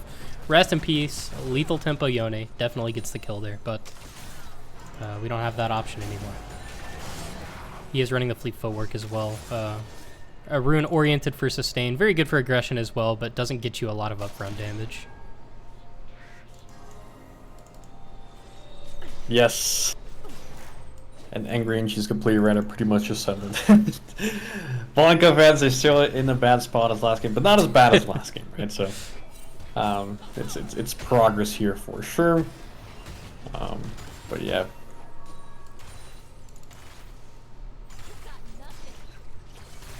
Please Solvent here with 2 plates under his belt. A nice 22 CS lead so far. Nice BF sword. Demonic, despite the hold behind situation, still opts in for a call, so that will set him up behind a little bit. There seems to be an all-in happening in the top lane. For FFK is trying to kill Sire, but Sire would just retire with his ult and just tell him, like, what are you doing, brother? You cannot fight me. You cannot kill me. Anything that you try will not work. Nice try. Now Sire has no ultimate, and 2 people rotating up to him here. Don't think Urgofi is going to be able to get anything done, but you do have JZ Jax rotating as well. Sire's walking back into him. Potentially a really good bait by Argofia here. He's now in a 1v3 situation. Gnar's very low, but still can participate with a boomerang from pretty far away. Sire has no ultimate. It's looking very scary. Attempts to flash into Forever AFK, but that'll be first blood going over to JZ Jax, while Seraphina and I Am Video Gamer are able to hit the tower mid lane. Yeah, very good play by Urgofy here. He kind of did that. I don't know if he did it intentionally, but he kind of baited Sire in. He was like, okay, I'm going to queue in. Wait, I don't have Q. Sire's like, okay, Bolivar has no Q. He has nothing to retaliate. I'm just going to go in. But wait a second. We do have a Kyrion flanking from behind here. Yon, he does strike a goal. Sire does, Zeri will be able to E away, and Sona will be able to flash. Wow, incredible. They get away. They get away from that play. Wow, and it looks like the Dragon's just going to go over to Together We Rise. Zeri being able to E over the wall definitely helped her there. Didn't get to see the Q from Zach connect there in order to prevent it. Stay Solvent doing so much damage. We'll have to flash into a better position, but is going to ult onto Yasuo as they'll actually just get the kill with that ultimate. And now he's able to just completely walk in. This fight is definitely going to go into Together We Rise's favor because of how strong Solvent is. He can just click for free. JZ Jax goes down. Or Gauthier probably goes down here. Does have to kite away a little bit. Nar is flashing in. He stood still.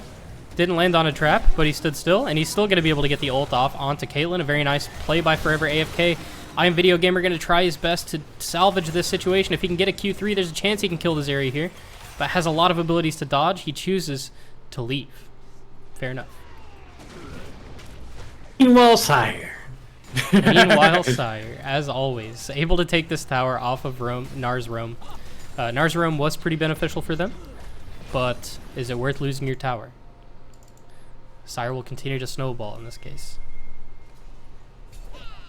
He will continue once again. He finds himself taking the first tower, having the first item in the entire game, right, and just doing a really good job. Oh, never mind. I think Solvin was the one that got the first item, but finds up in a pretty decent spot. He does miss his E, which means that Forever AK will be able to get a nice, decent trade back here, but nothing more than that. Very close fight there in the end, but Together We Rise, they not only do they get the dragon, but they get the first tower, so really huge win by Together We Rise overall. Yeah, and Argothia, or sorry, not Argothia, Forever AFK actually teleported top with barely any HP, so he's not going to be able to actually retake Prio here and do anything for his team. Do see a fight happening in the bot lane onto Solvent. They're trying to pressure him here. Volibear will queue in, and Stay Solvent should just go down here. He has no sums available, but never mind. Seraphina here with the slow, here with the heal, and now he's looking to go back in. Oh, the Sona ult goes wide as well. Wow. Yeah, a lot of nerves, a lot of mechanical misplays happening here. Demonic going in with very low HP. I think Vollenkov fans are kind of feeling the pressure of Sire, the pressure of Solvent, Seraphine, Video Gamer, Kyrian, all just coming together. Kyrian being able to steal the dragon, able to win the 50-50 on the second dragon as well, right? I mean, it's just a really well played from Together We Rise overall, and I think Vollenkov fans are kind of starting to really feel the pressure.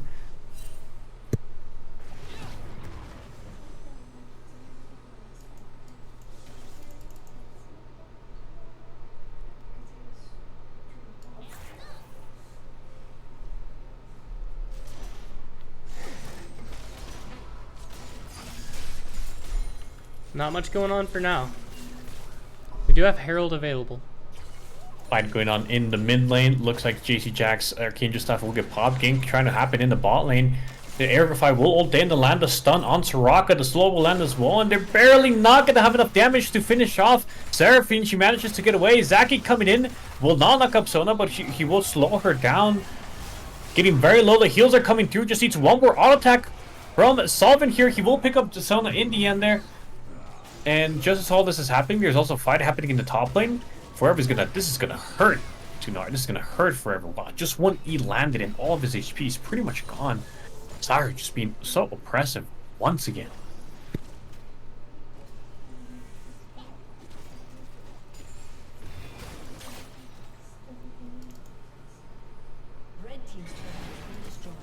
We do see Volibear looking for a gank onto Sire here, who does have ultimate available. Are we looking at a potential 1v2 situation? Or not? They're just going to kite away. Argothia understands the threat here. Yeah, they just can't do anything. Eurofire is just too late. If he wanted to make an impact on Alawi, to put her behind, it was needed to happen before level 6. Now that Sire has gone first turret, now that Sire has gone so strong, it's just really impossible for them to even 2v1 Sire at this point. It's too late. They need at least another member here entirely, but they will have try number 2. Well, they kind of look at Sire for a bit, and then they're like, you know what? It looks very scary. We're just not going to go for it. Yeah, just not worth it. Not even worth it. Do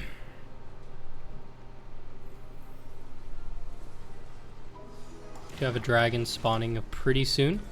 Looking about a minute timer on this dragon. Pretty significant gold lead on Together We Rise already. We do see Zach going for a gank. JZ Jack's just way too overextended against 2 people here. Will go down. He knows his jungler's nearby. Maybe gave him a little bit of illusion of safety there, but Together We Rise will be able to collapse in on that. Nice play by Kyrian to get that kill onto JZ Jax. And curious to see if they actually just go for a mid-siege right into the dragon take here. Solvent using his ult to get a little bit of chunk damage onto Demonic, but Sona will be able to heal through most of that. There's something about Caitlyn ult that just makes you want to press the button.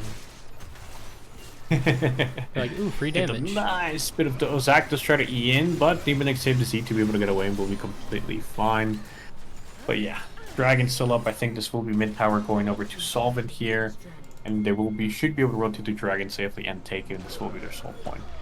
Looking like a very, very good game for Together We Rise. Very solid Dragon objective takes, because on top of the Dragons that they've taken, they also have all 6 Grubs for themselves.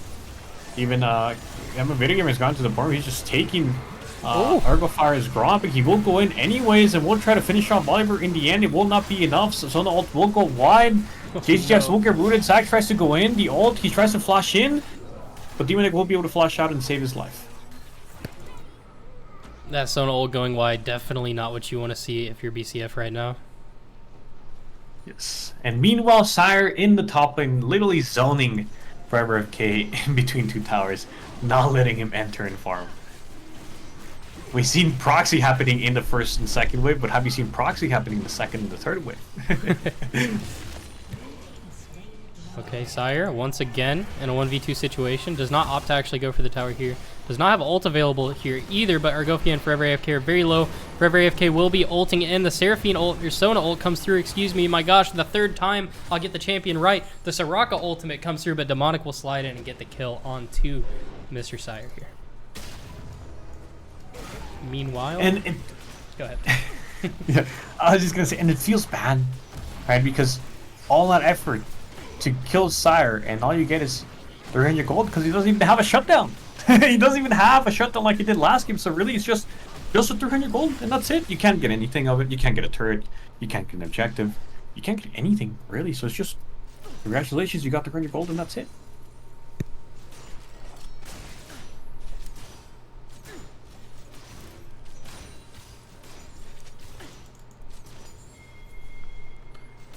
Alright, we have Baron spawning in about a minute and a half. Not another dragon for a good 4 minutes. So, probably going to be in a bit of a lull state for a while.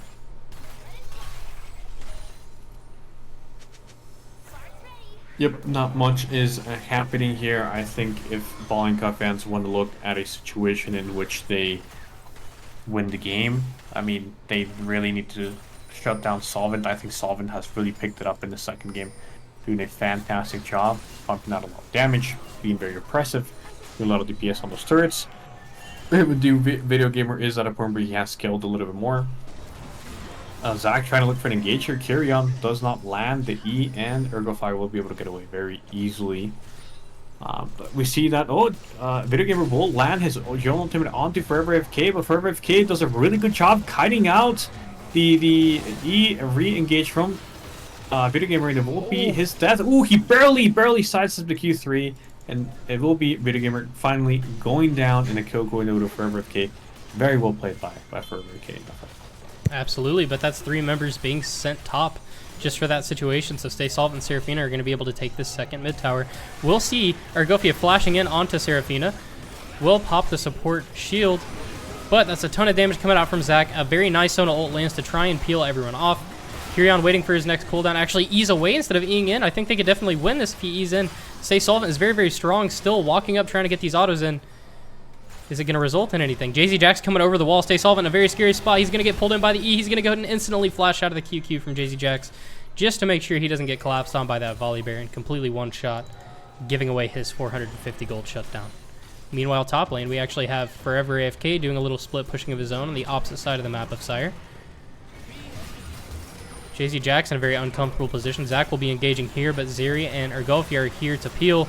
Can Sire get the ultimate off? He's healing a lot. He is one-shotting everyone. He's hitting JCJax. He's hitting Ergolfi. He wants to continue under tower, but he's slightly out of range. He will just instantly one-shot 2 people with the help of his Zac. Meanwhile, Stay Solvent and Seraphina once again just taking the mid tower here.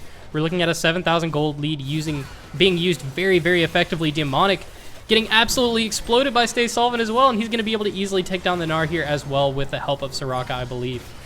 We will see. Yeah, I mean, he's just very, very hard to kill. The heals are coming through. I mean, Forever AFK's damage is huge, but the Soraka is keeping him open. Zac is going to try for his engage here to get the kill on a Forever AFK, but Forever AFK is popping off. almost able to get the kill onto Seraphina as well, but will not result in anything. Wow, that was a lot of healing. Very, very close fight on both ends there.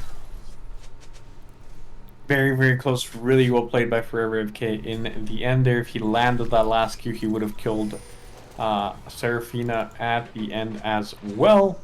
Doesn't land it, but regardless, right, Together We Ride's feeling very comfortable, very confident with the lead that they've generated for themselves here. I mean, really all they need is just one more soul.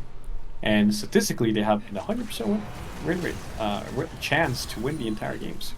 So that's all they need. The game will be decided in the next 50 seconds on the soul. We will see. We don't have any BCF members that are readily available to come contest, create, or fight over vision in this case. So Seraphina is going to be able to get the wards down. And Kyrian is already here to zone, sitting on a pink ward, pretty comfortable, looking for any engage that he can. Essentially just looking to be a wall for the Caitlyn.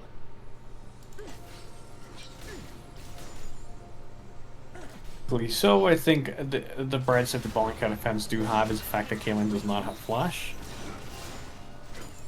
A lot of poke going down on JC Jax, but they will be able to send it back up. Ooh, Yon will use a C very early, does not have a Demonic on the side here, and they will have to give up the zone due to the fact that Sire is split pushing in the top side of the map, so they need to make this play fast.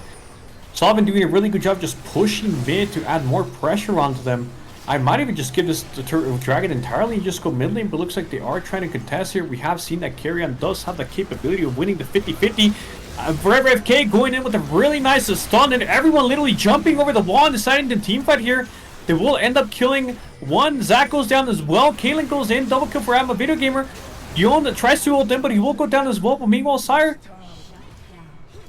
Meanwhile, Sire. Inhibitor will be going down, trading this dragon over, preventing the soul from Together We Rise, but I don't think they're too upset about it. Wait. Oh, I thought the minions were going to hit that. That would have been very awkward. Anyways, Dragon will be going over to her. Go AFK. Very nice play by Forever AFK there for sure, recognizing that JZ Jax landed an excellent combo onto the Soraka and that all he had to do was go in and commit. I'm a video gamer. Sorry, not I'm a video gamer. Forever AFK really performing in his team fights with R. He's really bringing up really good initiations. He was definitely one of the main reasons why they were able to initiate and just win that fight overall. Just making some really good plays here. And he is actually really pretty strong. Got pretty strong with the fight. I wonder if he's actually in a position where he can match the Sire.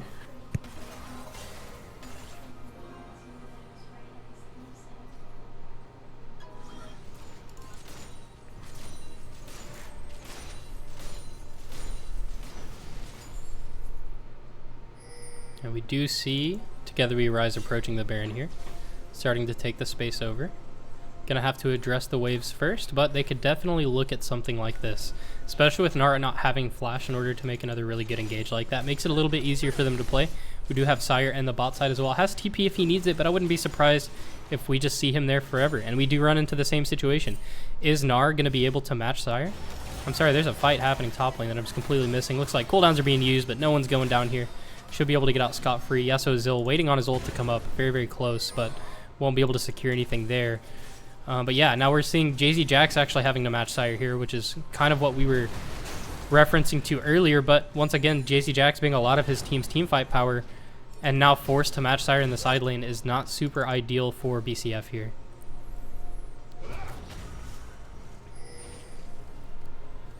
Yeah, seems like a pretty even, calm game. Things do seem that they've calmed down a bit here.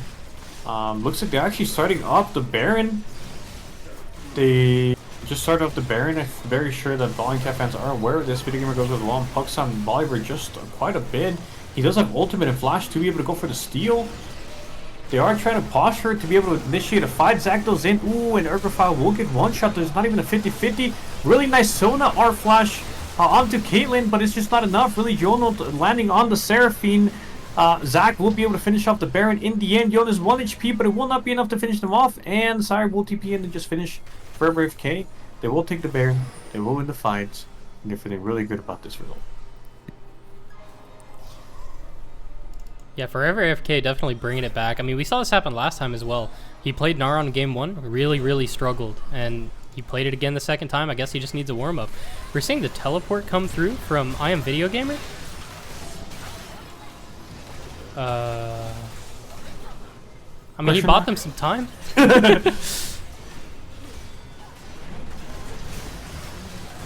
We do see that because they were able to get the inhib. Sire will put down his ult down. They think they're going to get him, but no, he can just completely ult him and just do so much damage. Really nice play by Zac there. And I think they'll just be wiped. Ergofire being the last man standing here, but he won't go down. Forever FK coming back. He's asking himself, where did my team go? He's going to try to do the best here. I think he will actually be able to catch us, stay solvent here, but it will not be enough. Sire doesn't care. He's addicted to hitting towers. He's addicted to hitting Nexuses. And he only cares about ending the game. Forever FK will do his fast. He has landed a double kill here, but wait a second. It's not quite over yet. He does Forever FK performing, getting a triple here, but it won't be enough. Cyrus be like, just get out of my way, man. I just want to end the game. Doesn't finish in the game, and it will be GG. Win, going over to Together We Rise. Forever AFK almost making the clutch happen there, but Soraka healing just a little bit too much. Do a quick stat check, and then we will go into our game 3.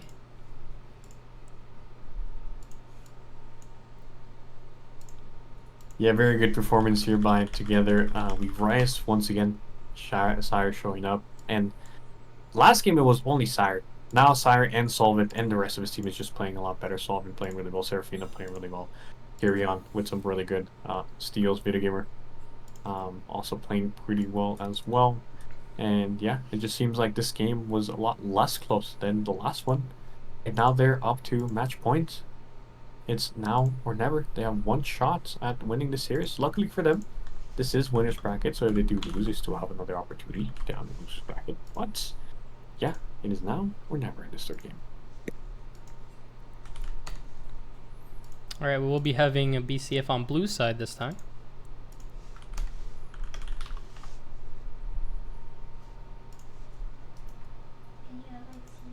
Yeah, we may have to have someone move, or I can move out of spectate. Oh, never mind. We're good.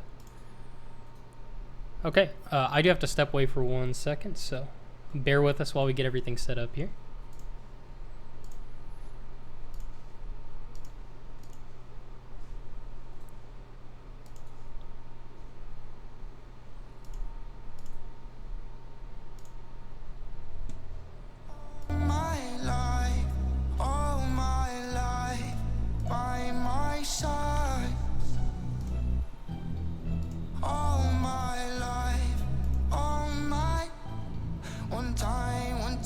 From side to side, without you by my side, my side, my side, without you by my side.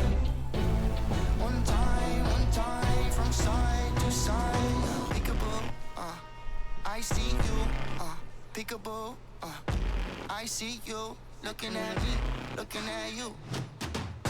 Hold up, where you going? What you doing? Who you seeing? What you need? What you want? I said, without you by my side, my side, my side, without you by my side. One time from side to side, without you by my side. I can't go outside, without you by my side. I can't go outside, without you by my side. I can't go outside. One time from side to side.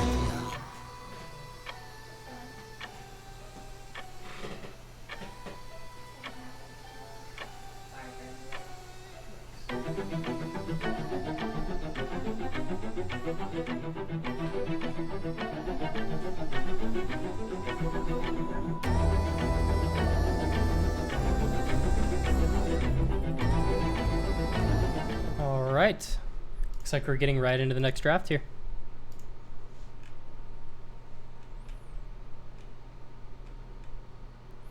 Alright, we have Jinx locked in first for Ball and Cat fans. Gonna see the Kaylin picked once more from Together We Rise.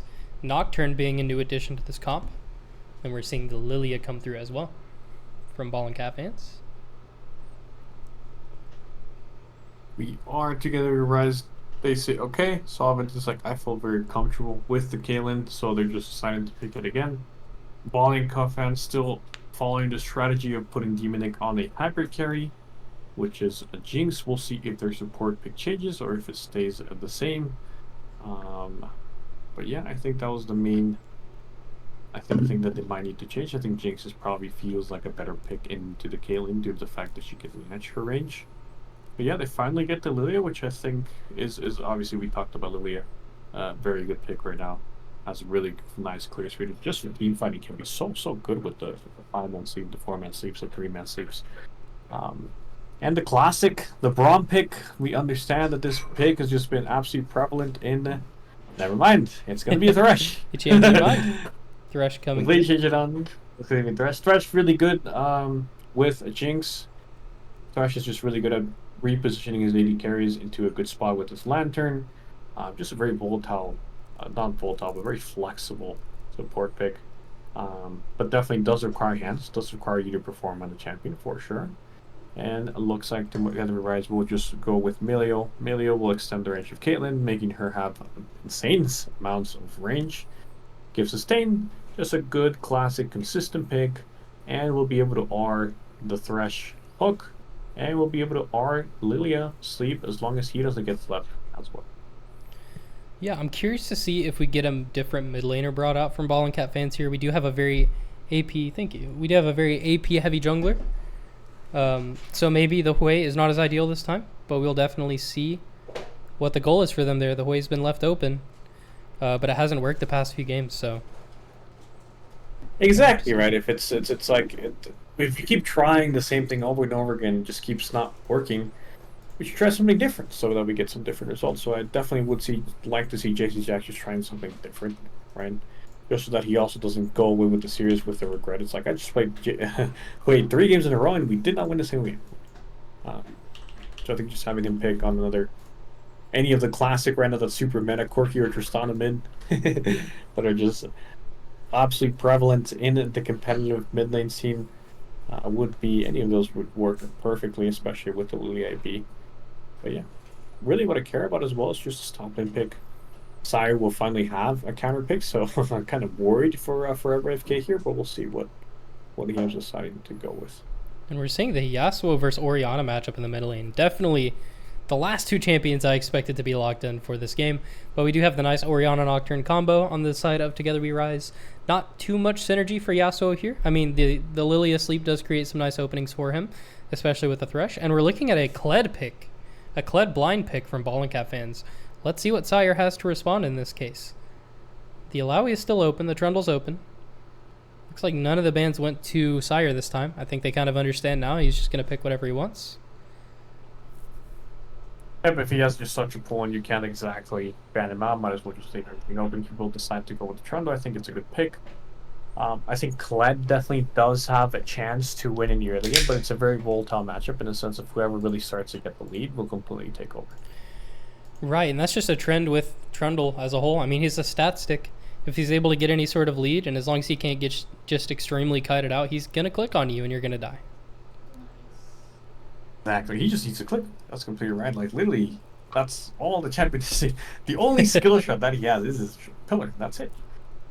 He just needs to click and click and click and click. And yeah, again, it's just going to be up to Sire. I don't know if I really like the Yasuo pick. I do like how they're changing things up, but like, especially in a competitive setting, I think Yasuo's champion and setup. What setup do you have? Thresh Flake, and that's it. I think Thresh Hook also procs it, if I'm not mistaken. It does, yes, the very initial part of it. Nice. So you do have Thresh as setup, but that is it. Is it? Kled Q technically does as well whenever it pulls them back, but once again, a very tiny window. I'm sure he's used to spamming it in that case. You see the cooldown beginning to be used. You do have some time to spam the R, but I don't know, outside of some single target or like you said, the potential flash fillet, there's not really a lot of good setup for Yasuo this game. I do think Yasuo versus Orianna is pretty Yasuo favored. Maybe I'm wrong or just bad at Orianna, but you know, Orianna wants to play inside of her wave, get a lot of poke damage in, and Yasuo wants you to play inside of your wave, so we will see. Yeah. Does Yasuo win ball stop Orianna ball? I think it does stop the Q. I think it does stop the Q, yes, if it goes through it. It will just prevent it from moving forward, as far as I understand. And of course, we have Now on Stay Solvent's team side, we have some more technical difficulties, but hey, it is what it is. It's what we do.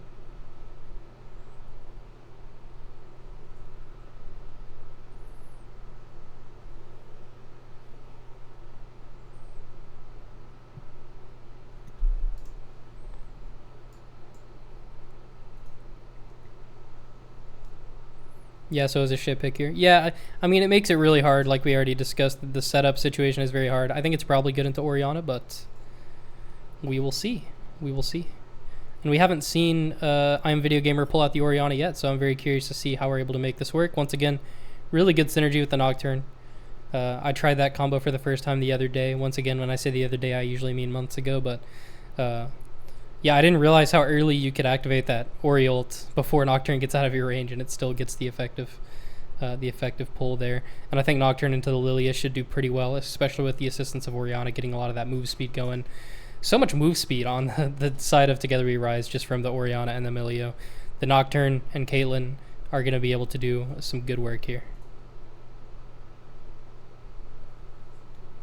Yes. And yeah, I mean, interesting draft here. I definitely do like Together We Rise's draft more for sure. It just seems very balanced, very just towards the play style. One thing that I think Together We Rise has really figured out as a team is just their identity. I think they understand what every role, whose role is on the team, and they just know how to play it perfectly, right? Sire knows he's just the one that split pushes, right? It just makes it very easy for the draft to really make the correct decisions once you really know what your team identity is.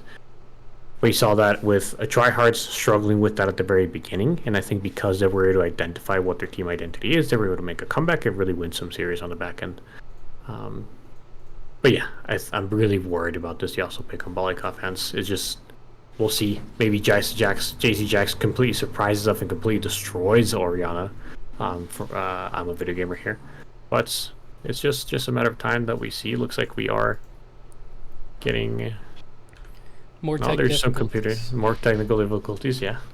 Time for more ranked ult. 1 second.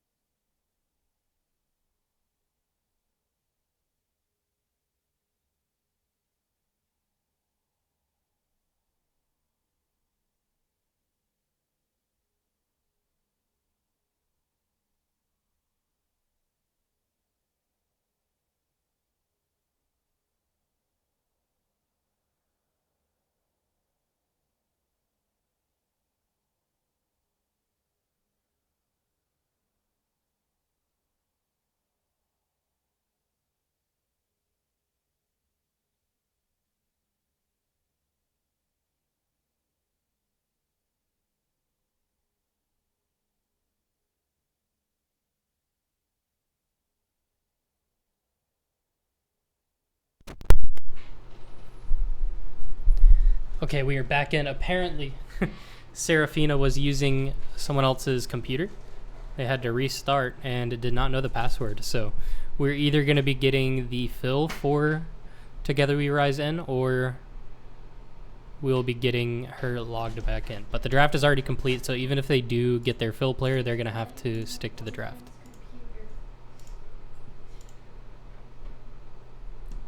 Looks like they are good to go.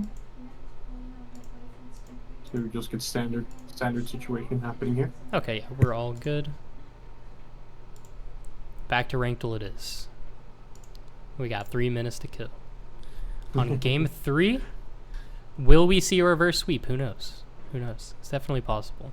We do have JZ Jack switching it up. Yes. And picking the Yasuo, which I think most of us don't agree with the pick here, but we've seen him perform, so see what it is. Anyways, watching this clip, yes, we will parry the Malphite ultimate as expected.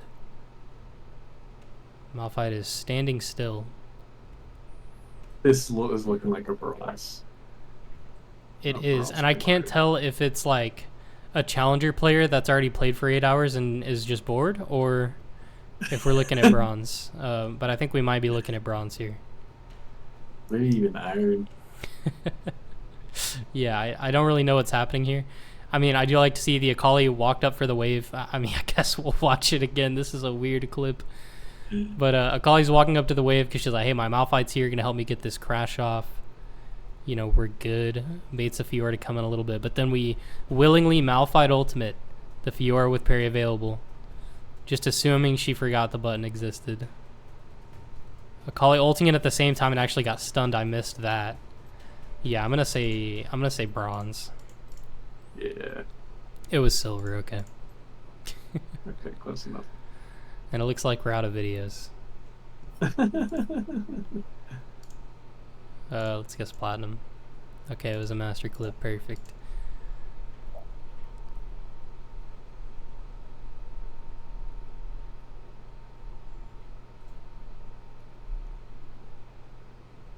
Oh, Olga's completely wide, but he's so fed it doesn't matter. He's just walking in circles. The Lux just walked into melee range of the Urgot, flashed into the red pit instead of away. The Zillion really egoing it here. Jen also egoing it here. I just tried to move my camera as if I was Urgot. Pretty decent camera control. Avoiding chin trap. Okay. I don't know. I think it's probably higher. I feel like that's let me see. The ultimate goes wide. Mastery level 7. A lot of mastery level 7, so these are usually players that are higher up. I don't know. That Lux just straight walking into him is either a quiet quitter or we're looking at a low elo game, I think. I'm going to guess. Ooh, I think like it's probably like Emerald. Emerald, okay. I was going to say gold. Let's meet in the middle. Let's go platinum. It is platinum. Oh, look at that. Natalie knew. Nice. Nice. I live there. For I know now. what that looks like. Okay, oh. Kiana moment. Good object permeance by the Syndra, knowing where the Kiana is. Low elo players typically don't have that. Emoting afterwards. So there's a bit of an ego there for sure. You have to have an ego to go for this play on the Diana as well. I'm thinking this is textbook Emerald. I think this is probably Master we're looking at, honestly. Really? Okay, I'll meet you halfway and say Diamond. I think Diamond might be the guess here, though. It is Diamond. Hey, Oh, nice. there we go. Just, yeah. So for you to know that you can dive Diana on her way back is pretty good. And keep your Yeah. defensive, we don't see it in. Oh my god, what did I just witness in this clip? What did I just witness? I hate this champion. I hate Aphelios. I hate this champion. Insta cleanse on the TF card. It's one of the easiest abilities to cleanse. But wow, was that Gale Force as well? Is this an old clip? And then we see Lulu insta ult him in. I don't know what to say on that clip. I think that might be a master clip. Yeah, it looks pretty well played mechanically, honestly, but Let's see. I've got to get this guess. Let's say master. Is platinum? Oh my god. Okay. I knew it's always like, yeah. We do have the game getting started here. Urgofire on his Lilia for FK on Kled. We've got JC Jack switching things up on Yasuo. Demonic on Jinx. Yasuo once again having his hand on another hooker with the Thresh here. Solvent just going back to his comfort pick. Caitlyn worked well, doing it again. And Seraphine just sticking to her style, just playing enchanters here, doing wonders. Performs really well on them, so don't need to fix anything. Video Gamer playing a classic control mage. The classic control mage might even be. Kyrian just wants to turn off the lights for his team, help out that way. And Sire, obviously looking to absolutely dominate with the strong 1-2. True. And I'm seeing, all things aside, I'm seeing that Kyrian really needs to perform this game. I think if Nocturne gets behind, things become a little bit harder unless he's able to... Oh! We're seeing the aggressive flash hook onto I Am Video Gamer. We'll force the flash out of Orianna, which is honestly huge. Really happy to trade the flash cooldowns there as an Orianna laning against a Yasuo. I think that's perfectly fine. Does open up the window for JC Jax to really capitalize on and get a soul kill, because now he doesn't have to worry about Orianna being able to flash. Right? Minions have spawned. A little bit of gold for Stay Solvent there. Oh, but yeah, I don't know. I was saying I think it's important for Nocturne to perform this game because the Lilia is going to scale very, very well. We'll eventually get to the point where it's a little bit easier for her to address the Nocturne, for sure. Jinx just being able to snowball, pop off in fights by killing a Nocturne who's not able to secure the value that he wants in any given team fight will definitely make things a little bit harder for Solvent's team here as well. But we'll have to see. We've seen some really good individual performances from everyone on Together We Rise today. Despite Orianna not having flash in this matchup, it still could be okay. Yep, and we will see Urgofire with a Raptor Star. We already see a lot of brawl happening in the top lane. Sire doesn't care about the fact that he doesn't have lethal tempo anymore. He's still willing to go in the level 1. And already off to a great start. True. And I did forget to do predictions. I'm going to do a 30-second prediction right now, so be sure you get that in. I don't want any spoilers happening in this game, but let me do it real quick.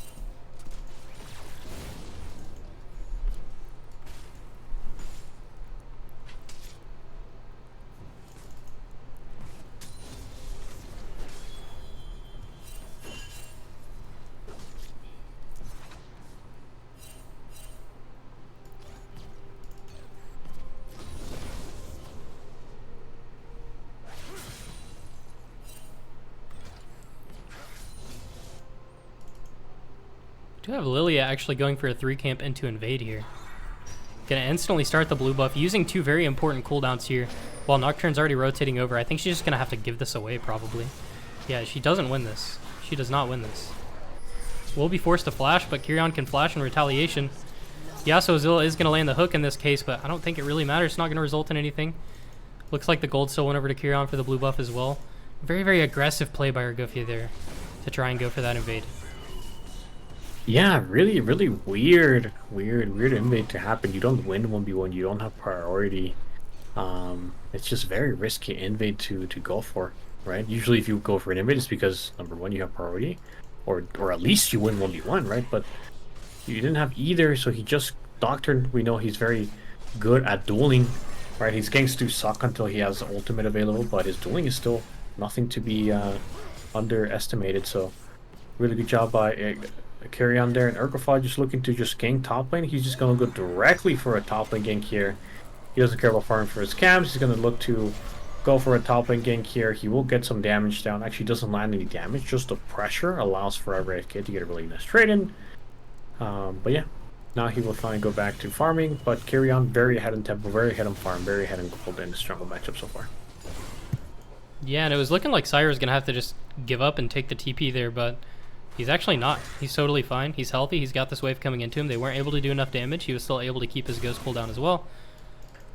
So yeah, looking pretty good. I am Video Gamer, playing really aggressively into JZ Jax with no mana. He is very low. There's the win while blocking the Q. And now she loses a lot of pressure here. We'll probably just have to opt for the TP back in, as JZ Jax can look for an engage at any moment, especially having that flash advantage. Q does connect. He's going to trade back.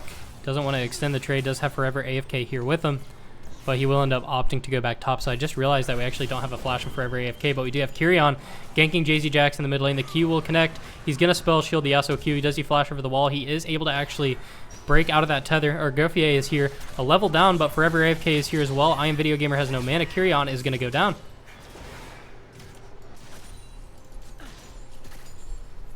That will be a kill going over to Urgofile, helping him being able to get back into this game and have a chance at being able to carry. Really nice roam from Forever AFK, which did come from Urgofile being able to land the gank. That's what actually ended up allowing Forever AFK to roam, but he does end up giving a lot of XP and a lot of gold for it. Sire, I do believe he will be hitting level 6 first. So we do have to watch out for that timer there, because Sire will have an ability to look for an all-in at level 6. He's very close to it, so I'm wondering if on this freeze he's going to look for it. It'll be very interesting. He does have level 6. He's trying to go for it. There we go. He does pop the ghost, pops the ult. He's trying to look for an all-in. We know that Clay doesn't have flash, and we will get a kill here. Yeah, it was a little bit close for the Kled, truthfully. A little closer than I anticipated. Especially with that Ignite being there, but nope, Sire will emerge victorious. Stay solving, going to get completely caught using both sums in this situation. The bot lane, Seraphina going to have to flash as well. This is a 4v3 situation, now a 4v2. JZ Jax proving that he is good at Yasuo. Coming in to get some value. Stay solvent, Kyrion, and I Am Video Gamer walking back in. If we're able to get some speed onto Kyrion, maybe there's a chance, but it looks like they're just be able to back away. Really nice play there. Demonic is able to capitalize on that, get a kill for himself. That's really going to help him in this matchup. Bot lane just as a whole has been a lot more even than the past 2 games. JC Jax is getting caught on River, will get feared, and he will die here. Ooh, taking the greedy way back to base after Kyrion was just showing. Yeah. It looks like they are coming down to gank a Demonic here. Kyrion just going absolutely crazy with these ganks. And Vidigan just behind him to follow up. They will decide to go on Thresh. He will flash away. Q on melee does land. Really nice spell shoot coming in from Kyrion here, and they will end up picking up Jinx on the back end there. Really, really well played. Really well executed gank there by Kyrion, who's performing this game. Yeah, not even level 6, and Kyrion is just getting so much value everywhere he goes. Once he hits 6, I mean, they've already got a bit of a lead on him. Like I said, they really want him to perform this game, and he has so far. Getting a lead like this before your most important ability is available is very, very big for him and his team. Yeah, really, really well played overall. We do see Sire obviously once again generating a lead. There's a lot of big, huge brawl here happening in the top lane. Kled is able to kind of evenly actually make that trade go even for the most part. Lands another Q, but Sire should be able to sustain it up with his passive. We know that he gets a lot of healing from that. And yeah, we do have Grubs and Dragon up on the map, so we'll see what the teams decide to do about that.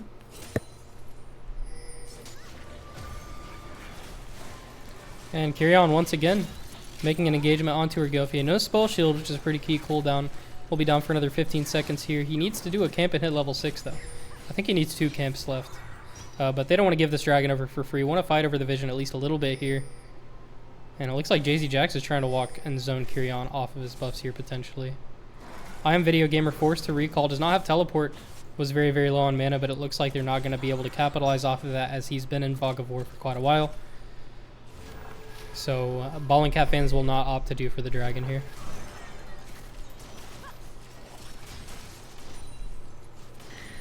Yes, so it looks like no objectives will be taken for the moment. We look, oh, looks like a gank happening to ball lane. The slow will land. The hook will land as well. Really nice hook by Sika here. The traps will be able to CC chain Solvent, and he will go down and die here. Demonic picking up another kill. Really good setup with the Thresh. They're well played by Zika. Able to land that hook. No cleanse, no flash on the Caitlyn, so she will just instantly go down in that case. And it looks like BCF will comfortably transition this into a dragon play. JZ Jax getting off an ult mid, but it's not really going to result in much. I Am Video Gamer looking rather tanky for an Orianna. We have no damage built on the Yasuo yet, just the cooldowns. Then we'll be dragging going over to together. Not two together. It's 2 Balling Cow fans. Demonic's really, really good. Has the kills under his belt. They've taken the dragon now. The only thing is that he is sitting on a decent amount of gold because he had to go help with that dragon. It does look like he will be able to just comfortably push the next turn and get his recall off, so he's in a fine spot. Once he gets his recall off, his win queue will be pretty strong. We do see Kyrion on the other side of the map, looking to start the grubs. JC Jax kind of hovering here. He is going to steal the grubs away. He is continuing to pursue. Kleddle will go wide. It will serve as a zoning tool. Nocturne has no smite. He actually does have smite. He does have to flash. Really nice ult by Orianna, but it won't be enough. Yasuo will end up killing Kyrion on the back end here. Really, really well played by them. Wow. And they will end up picking up all 3 grubs. Yeah, that was a really good rapid engagement by BCF, and we do see Nocturne actually using the ult right as he's about to die there, which, you know, I mean, when you have key cooldowns like this, there's Nocturne ult, there's Fiddlesticks ult, some might argue Sejuani ult, maybe I disagree with that, but just such a key cooldown that you essentially operate on timers for throughout the entirety of the game, so seeing him use that definitely takes a little bit of time away from Together We Rise and give it a little bit to Ball and Cat fans. So definitely pretty happy with that result so far. And going into the game 3, they definitely want to be starting off in a pretty good position. So. And definitely, Blanca fans fighting back in this game. It's definitely the most even game they've had in this entire series. So they're feeling very, very hopeful. These picks that they've picked this time around is definitely working for them super, super well. And yeah, just the beginning. But I do like the position that they're putting. They're still behind a bit. Looks like a gank happening in the top lane. But Ergo Fire is just here, just in time to be able to counter jungle. He will land the ultimate on both of them, but they just don't have enough damage to even win this 5v5. This 2v2, sorry. Trundle and Nocturne just provide so much value in this 2v2s and the skirmishes that it's just very difficult for River, AFK, and Ergofod to even look for a 2v2 win at all.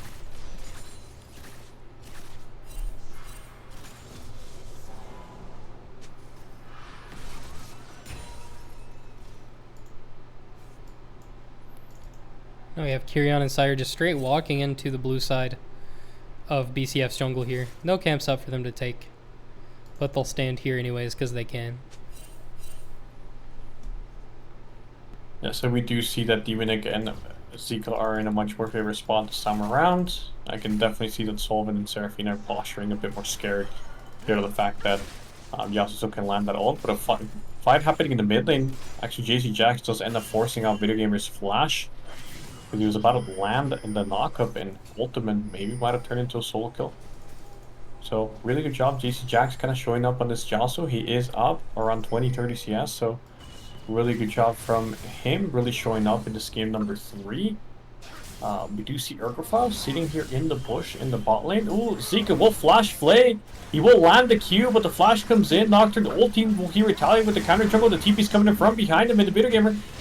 But the ult is still going really nice landed ults, but Yasuo will look to really hook lands, but with the ult to retaliate it, they will get freed of the CC, but JC Jax is here and nothing will happen. Absolutely nothing will happen. No kills will happen. It will be a complete stalemate, and we'll go back to a regular game.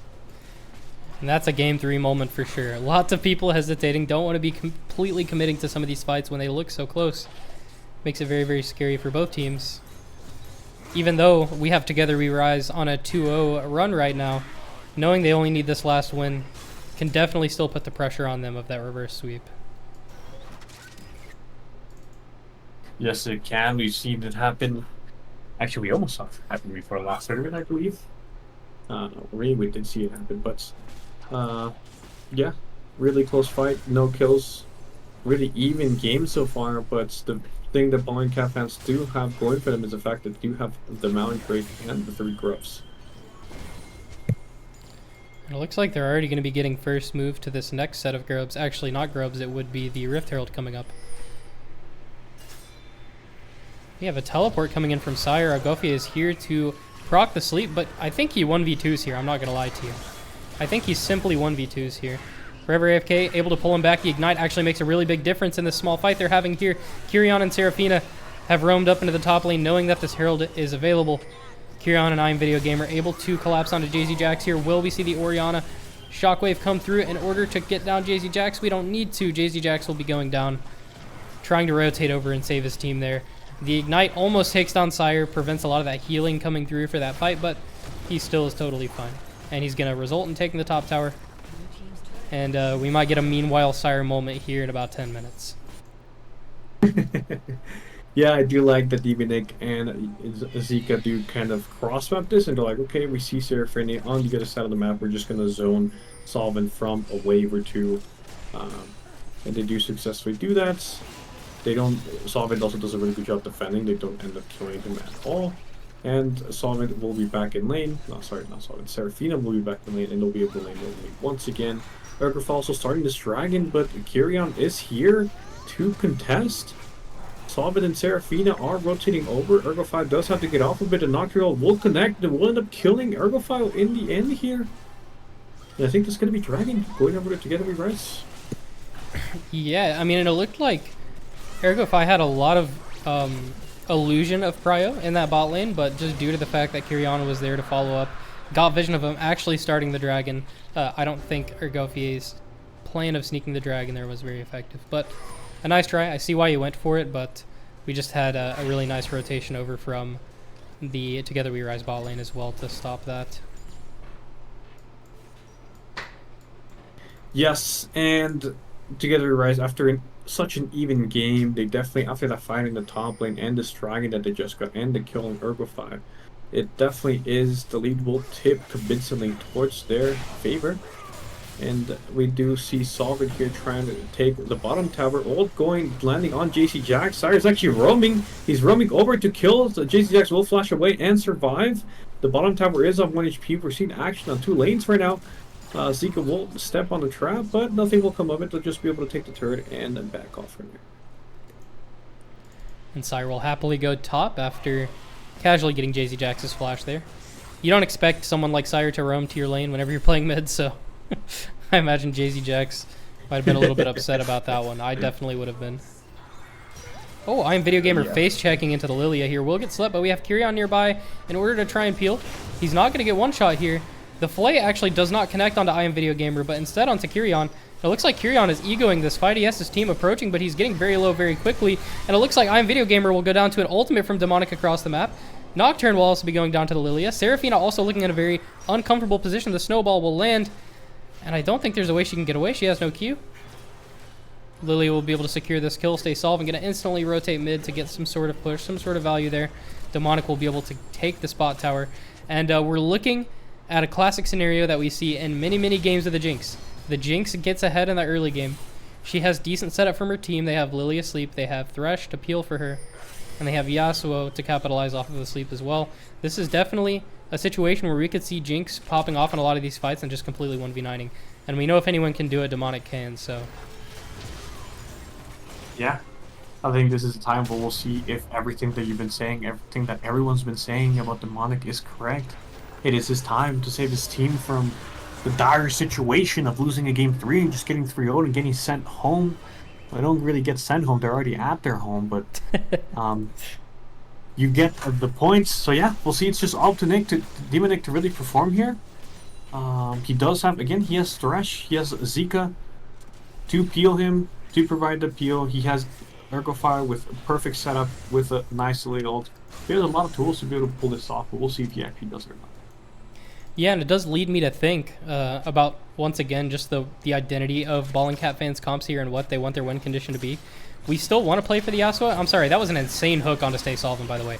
A very nice max range hook will result in the Flake. Going to be forcing some cooldowns from Stay Solvent. That cleanse will be utilized. But regardless, what I was saying is, like, we discussed already, the setup for Yasuo, the most clear one would be Flash Flay by Thresh. But at this case, you already have Demonic so fed. I think it's better to just sit on him for the entire game, which means that Yasuo is just going to have to find his own way in. Or you let your Jinx die. It's like you get to choose one. Yes. We do see definitely Ball and Cat fans fighting back here. They will not go down without a fight. We do see the lane assignments have switched entirely. Gonna see how exactly Video Gamer feels in the Silent versus the Yasuo. I do imagine that he will struggle a bit for sure. And Jinx being a legitimate priority. I mean, Ball and Cat fans looking at it now, not so bad spot despite the cold lead that they're against. They seem to be just fine. They have a perfect, beautiful chance to be able to win this entire game. We do see Kyrion kind of posturing here, maybe looking for an opening for an ult. He will ult in, but the Demon will very simply flash away, but his entire team here is ready to just counter the initiation. Ooh, nice flash hook by Zika here, but it will get ulted by Emilio. Really well played, and Sleep will go down on Solvent, but it doesn't mean anything. Emilio will tank the hook, but Zika will go down to Orianna ult in the end. Brilliance of just being a 1-for-1 so far. Wow. I mean, I don't know what to say. Herald timed out mid-fight. I've never seen that. Oh, what, did he just not drop it at all and I missed it? That's unlucky. Yeah, because you can't use it in combat, so he wasn't able to use it, I suppose. Yeah, but what they have changed now is that even once it times out, it just automatically spawns. Oh, so were you stuck in an animation while it spawns then?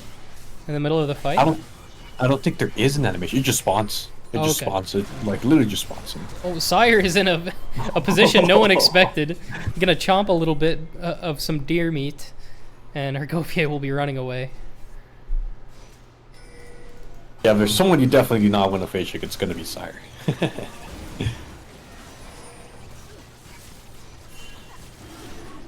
We do have Together We Rise beginning this dragon. Probably going to be uncontested. Jinx will come through, but it will go wide.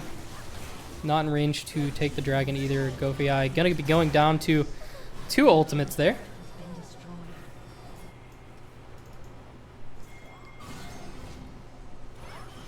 We'll see what Together We Rise wants to do here. They have a lot of map pressure. We are going to be giving the top tower to Forever AFK. We're going to be sending 4 mid. Looks like Nocturne will go back to clearing. They won't opt for the Baron this time, knowing that Argofier will be up in time. And we do see that the game will calm down a bit after the dragon has been taken.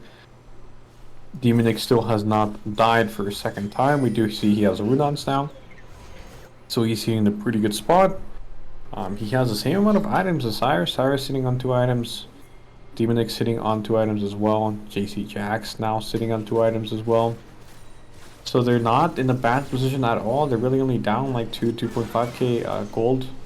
The only worry here is the dragons that they've stacked up. But yeah, Sire hasn't been able to be as impactful as he has been in the past. It seems like his impact is kind of lower after every game. First game, extremely impactful. Second game, still impactful, but not as impactful. Third game, the least impactful he's been so far. So we'll see if that's enough for Ballingcat fans to kind of pull out the win here in the end. But yeah, it's really on Demonic's hands.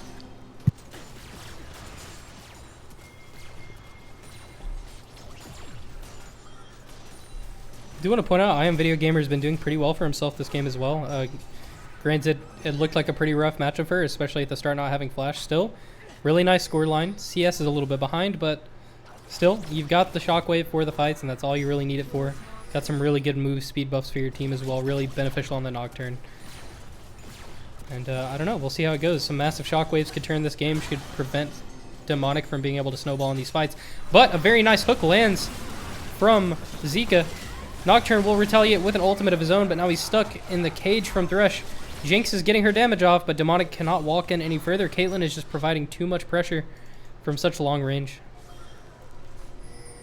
And we're seeing on the whole other side of Zika. Right?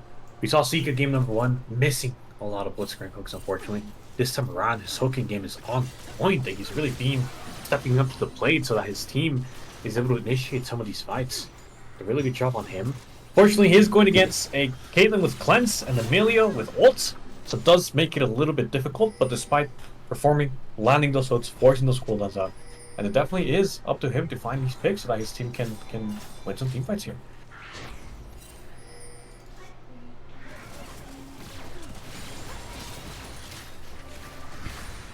We're seeing BCF in a very nice position here. We have Yasuo with teleport available.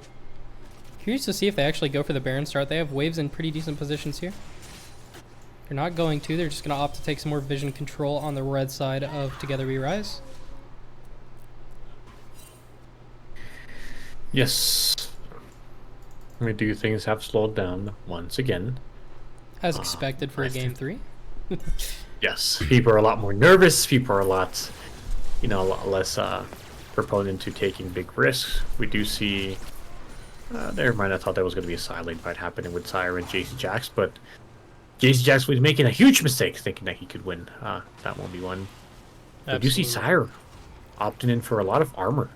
A lot of armor here. He probably doesn't respect Ergofire's damage. He's like, it's Lilia, he's not really doing that well. It's 2, 4, and 3. I don't really care about him doing damage. As long as I'm able to protect myself against JC Jax and against Demonic and against Forever AFK, I'm going to be completely fine. Which I think, is definitely a very respectful thought process to have.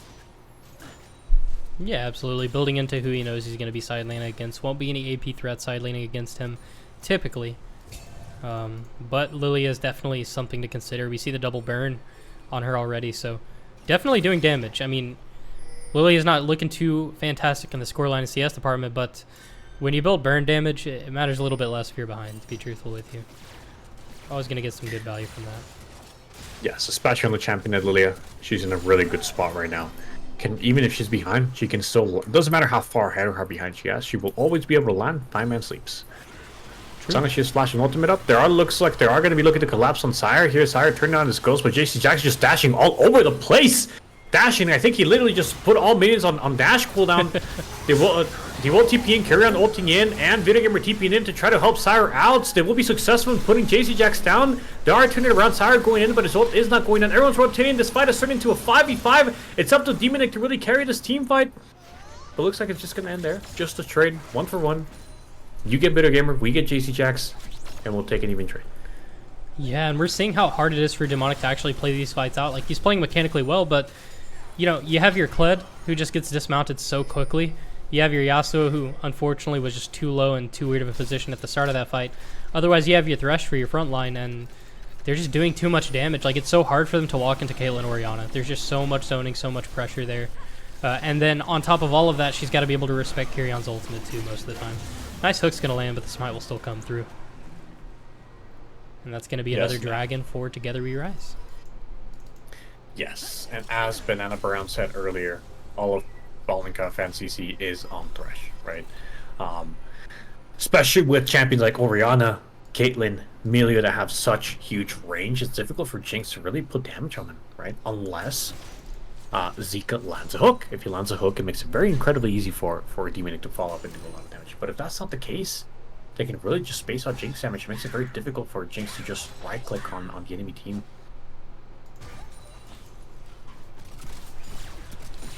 I've never seen that Yasuo build before. Oh, me either. Hang on. We've got a Blade of the Ruin Hold on. into Wait a Vori second. Flicker Blades. The Vori Flicker bit here. Why? Okay, so why would this not be a good pick? Because Yasuo's E is literally like on a 0-second cooldown. Q and E on Yasuo is pretty much Earth mode, right? So Yeah. you don't really benefit from having them on more cooldown. The only thing you would benefit off would be a wind wall, but that's it. And yeah, but just having building an item that is only impactful for one of your abilities out of all three feels pretty bad. Yeah, I mean, it's an impactful ability and all, but is it that impactful is the question. To opt going for that over Phantom Dancer. We do see Jinx able to take the Lantern out of the fight here. We have Kirion just completely sending it with his lead. That's going to be a very nice sleep onto the Orianna and onto Kirion. We will answer with Seraphina's ult from the Milio. Forever AFK is just sending it into the backline. Kirion will be going down as well, but Sire is here. He's chomping away. Solvent is just clicking on them for 1,000,000 HP. And we go 2 for 2. Alvin, clicking heads, playing as if he was playing Valorant. Just absolutely clicking heads and just destroying them with the critical damage that he's able to do. And Caitlyn. But Nick, we kind of see that Nick was actually able to pump out a bit more damage than usual there. He does have the Bird Flash, which is very unfortunate. I think Jinx is an AD carry that's very reliable on her Flash. But despite, you know, not these team fights are just going so even. They're just even trades every single time. So very close game that we have here. But as I said before, and I will say it again, Soul has an 100% win rate. Guys, in solo queue, take your dragons. Help your team take your dragons. Very OP. And Together We Rise is one dragon away from getting that soul. And again, statistically, they would win the game if they would just get the soul. And obviously, it doesn't mean that Ball and Cook can't destroy that. This is going to be the first ones to beat a soul team. But so far, it's been true. That soul is just too powerful to really overcome. And yeah, it's just something that they will need to really work towards, really set up, really push their ways, and really be ready to fight a nice 5v5 here.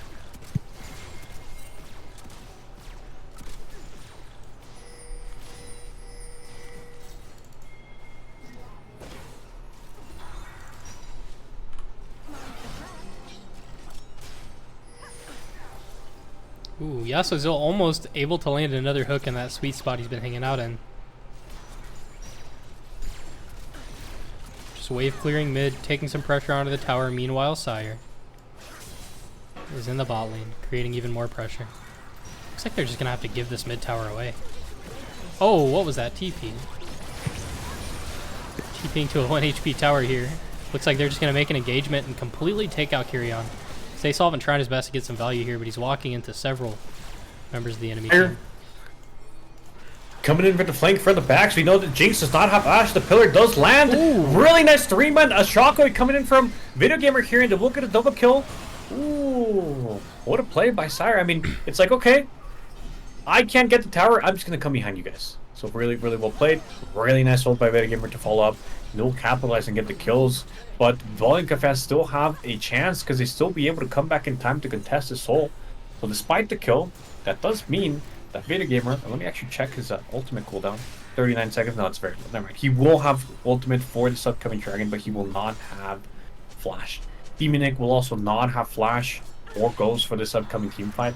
Very vital CDs, very vital summoners. So it's going to be a very interesting dragon fight that we'll hopefully see here. I'm very, very hopeful that we see a straight up 5v5 on the soul. People coming back up, and then we'll start pushing the Wazers. Yeah, Sire really pulled the Uno reverse card on them there, and someone did point out Sire's build again. He's got the garage sale of armor. He's got so much armor in his build right now. And Forever AFK actually taking the portal into 4 people. Probably didn't know they were there, but he's going to be able to escape just fine. Anyways, we do see Sire continuing to split push the top lane here. Does Together We Rise decide to fight this? We will see. I would assume no. Yeah, that dragon just melts. Dragon wow, melts. What a surprise here. I think that was a bit of a rare Together We Rise blunder in terms of the macro game. They just gave up the dragon entirely. I can definitely understand the top was like, guys, give up the dragon, let me just pressure top. But Sire was not in a position exactly just yet to pressure the tower, so by the time they took dragon, Sire was barely getting to tower and they weren't able to get anything off of it. But yeah, ideally I would like to see Sire is like, hey, I don't get to this tower in time, let me just group with you guys and let's 5v5. Because they also do fine in 5v5. But yeah, that will buy Bolinka fans a whole another 5 minutes in this game. So they're still in it, they're still in it. Yes, it is their game, they're feeling the pressure. They're one dragon away from really losing the game, or maybe not necessarily losing it, but making it much more difficult than it needs to be. And yeah, but despite itself, they buy themselves some time, and we'll keep seeing a very competitive game here. It's definitely been a close one, which is what we expect and hope for Game 3, but Together We Rise definitely sitting in an advantageous position here. Just have to make sure that we're playing the macro calls correctly with Sire, just as he spoke. He was not quite in a position to get value. And now he's looking like he's in a 1v2 situation, a 1v3 situation. Potentially Cledel is available. Do they commit for it? They don't. He's going to be backing off. They're shooting the Jinx Rocket at Baron just to ensure they're not doing it, as they don't have Together We Rise on Vision. But now they're going to be able to come in, take over the Vision. Sire still has a wave pushing in through the bot side. It looks like he's debating on grouping. He's not. He's going to take the plant and go over. We do have Forever AFK ulting in. The Shockwave does come through. The Flay comes through. Seraphina ultimate comes through. Argothier will be going down here as well. So, excuse me, Zika will be. Argothier trying his best to run away. Probably will just end up trying to do his best to match the Sire, as he has no magic resist, while we see the rest of Together We Rise take over the Baron here. They were able to win that fight without Sire. Sire will continue pressuring the bot lane here. Actually not going to take the inhibitor, probably just expecting to die to Lilia there. Doesn't want to give away that 650 gold shutdown. We'll just take the safe call and base. Yeah, we're seeing that was a fight that actually Bolinka fans ended up initiating. The Caitlyn ult in the end was very lucky because it literally went through all of Demonix's teammates and was able to land right on him and end up finishing him off, which meant that Bolinka fans was left with pretty much no damage to really finish anyone off in the end there. But yeah, Sire was able to capitalize and get a turret there on the side, while his team ended up winning well, it was just a 4v4 because JC Jax wasn't even there yet. By the time he arrived, it was already too late. So yeah, maybe a little bit too early from Forever FK to look for that initiation. Obviously, some mistakes had to be made at the end of losing that fights. But yeah, interesting thing about Sire is like we're seeing a much more controlled Sire, a much more chain, much more controlled, safe. He's not really taking money risk. That's why he has zero deaths. Like, hey, maybe I could take a 50-50 and try to 2v1 Yasuo and Lilia here and take the inhib, but you know what? I don't need to take that risk. If I don't take the risk, my team, we can just win the team slowly. And I like that. I respect that. I think the control playstyle definitely works, and it makes it, so far, he hasn't really made any mistakes. Nice pillar coming out here, Bull. Cage 2 people in. Nocturne will go down in the backline. Yasuo will retaliate, but Emilio does come in. Damn it, Demon Nick does get a reset here. He is trying to pump out as much damage as he's able to. He will use his passive to clear the way, but Video Gamer retaliating, getting a nice QW on Jinx and putting a lot of pressure all the damage that he's dealt onto her. Zika trying to look for an ult. A hook, sorry, but he has no follow-up here. It looks like it will be the first tower taken, and then will be the inhib to be taken right afterwards. And that's it. Another slow progression. Okay, Forever K trying to retaliate, but before he even finishes hold, he's already taken. Wait, hold. Oh! Stay Solvent clicking heads once again. Absolutely clicks ahead of Jinx, but Yasuo will come in onto Solvent. Solvent is still alive, gets a double kill, gets a triple kill. But JC Jax will be able to capitalize and end up getting cleaning up the fight. But meanwhile, Sire. Meanwhile, Sire, it's a 1v1 situation. Urgophile will come up, but we've seen Sire unleash now. He doesn't care anymore. He wants to end the game. He's like, I've been playing safe the entire game for way too long, and I'm tired of it. I'm gonna kill every single one of you. He's taking the tower. He does get ulted, but it will be end up getting the tower in the end. Doesn't end up killing JC Jax, not quite. But he's just hitting the minions. He's healing up so much, but Urgophile will end up picking up the shutdown in the end there. But now they have a naked Nexus that they are sitting with. Well, we kind of know what happens from here on out, but I think Ball and Cat fans do still have a chance. I mean, one team fight could definitely turn the tide of this entire game. Granted, they're able to get the waves out, but they are sitting with 2 inhibitors down and an open Nexus. Kyrion looking for a pick onto Urgophile. I think you're pronouncing it correctly this whole time, and I'm wrong. Very aggressive ultimate coming through onto the Yasuo. This might be a bit of a throw, though. Kyrion is in a very uncomfortable spot here with I Am Video Gamer. We'll see if I Am Video Gamer is able to get out, but Kyrion most definitely will not be. Yeah, this is quite the throw that we were... that I was just addressing previously. Don't want to see those 2 champions going down for no reason, especially when it's your soul point. And wow, I cannot believe that just killed him. Oh my god. Caitlyn. The damage that Solvent is doing on Caitlyn is absurd. Even Jinx is starting to build armor. Oh my gosh. Yeah, I'm pretty sure, like, I mean, I knew Caitlyn was going to be eating with all the ADC item changes, and then I think they nerfed her headshot and her ult damage by an entire 40%. This is post-nerf Caitlyn that we're seeing, by the way. Definitely a bit of an out-of-control champion, in my opinion, but hey, it is what it is. Let the ADC players play the old-school ones every now and again. Yeah, ADCs have been having a hard time in the past seasons. You know, it's time to make the role a little bit more powered, a little more powerful, and let them actually have more impact. You know, it's just how Riot Games does it. Sometimes top is OP, sometimes jungle is OP, sometimes mid is OP, sometimes AD carry is OP, sometimes support is OP. So it's just, now it's AD carry's turn, right? And I'm okay with that, right? So they did end up getting the soul in the back end here. And yeah, we know the soul has a 100% win rate, so it's definitely looking very tired for Bollycott fans, but they could be the team, that breaks this 100% win rate statistic. But yeah, they have 3 inhibs down. They have the soul. Oh, really nice hook landing onto Solvent here. They will just end up finishing him off. Sorry, Amelio. Nocturne will end up diving the Jinx, but really nice job from JC Jax to peel. Ooh, Nocturne will end up finishing off Demonic barely. Herbert did try to flank, but it's not going to be enough. And the fact that they were going to barely be able to pick up Demonic is going to be huge. Huge for Together We Rise here. It's just a 3v2 here, and it's going to be almost impossible for them to fend off 3 inhibs down. But we saw Agu do it yesterday, so will they be the ones to do it again? And no, they will not. It will be a game win going over to Together Rise, and we'll see a straight, fast 3-0 coming for them. Very, very well played to both teams. Very well played to Together We Rise today. Once again, fantastic individual performances from every single member of that team. And whenever they come together to play, it's a seamless transition. They end up doing very, very well. Even after a couple of macro mistakes that we noticed throughout the series, they were able to bring it out on top in every single game. Well played to the Ball and Cat fans as well, but they could not make it happen today. Good series, though. Good series. We like to see it. Yeah, always a joy to watch these guys battle it out. Really good plays coming all around. Together, you guys do end up becoming the winners. A clean 3-0, and are showing why they are the favorites to win this entire thing. Perfect. Perfect. All right, let's get into the Ball and Cat fans call real quick, and we'll do an interview. I'm going to go ahead and hop in there.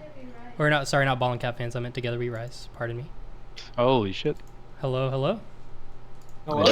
Did you just misspeak there? I did. It's okay. It happens. How dare you? How dare you, Zilch? Put some respect on the 3-0 semifinal champ. Well, No, congratulations. I mean, actually, no. Go ahead. Well, the floor is yours. The floor is yours. Say your words. Go ahead, Sire. Do your. I know you want to do your piece. Oh, listen to me, man. So, I told my team coming in, I was like, all right, there's only 3 champions I'm picking in this games. You already know what it is. Alawi, Trundle, or Urgot. Or Yorick, actually. Urgot, Yorick. But it doesn't matter. I pulled out Trundle, put on a movie. I put on a movie for my boys and my team. Hey, my team, where my team at? Where my team at? Hey, where my team at? No, why is my team silent, bro? We're here. Why is my team silent, bro? We're here. He put the team on his back game one. They dropped the fucking brick on us, and Sire just lifted it right back off and said, "That's all you got." Okay. And then like actually though, listen, me and my game boy, 2 feel a little different when they can't dive bot lane. I'm just gonna say, I got a clip for you later. I'll post.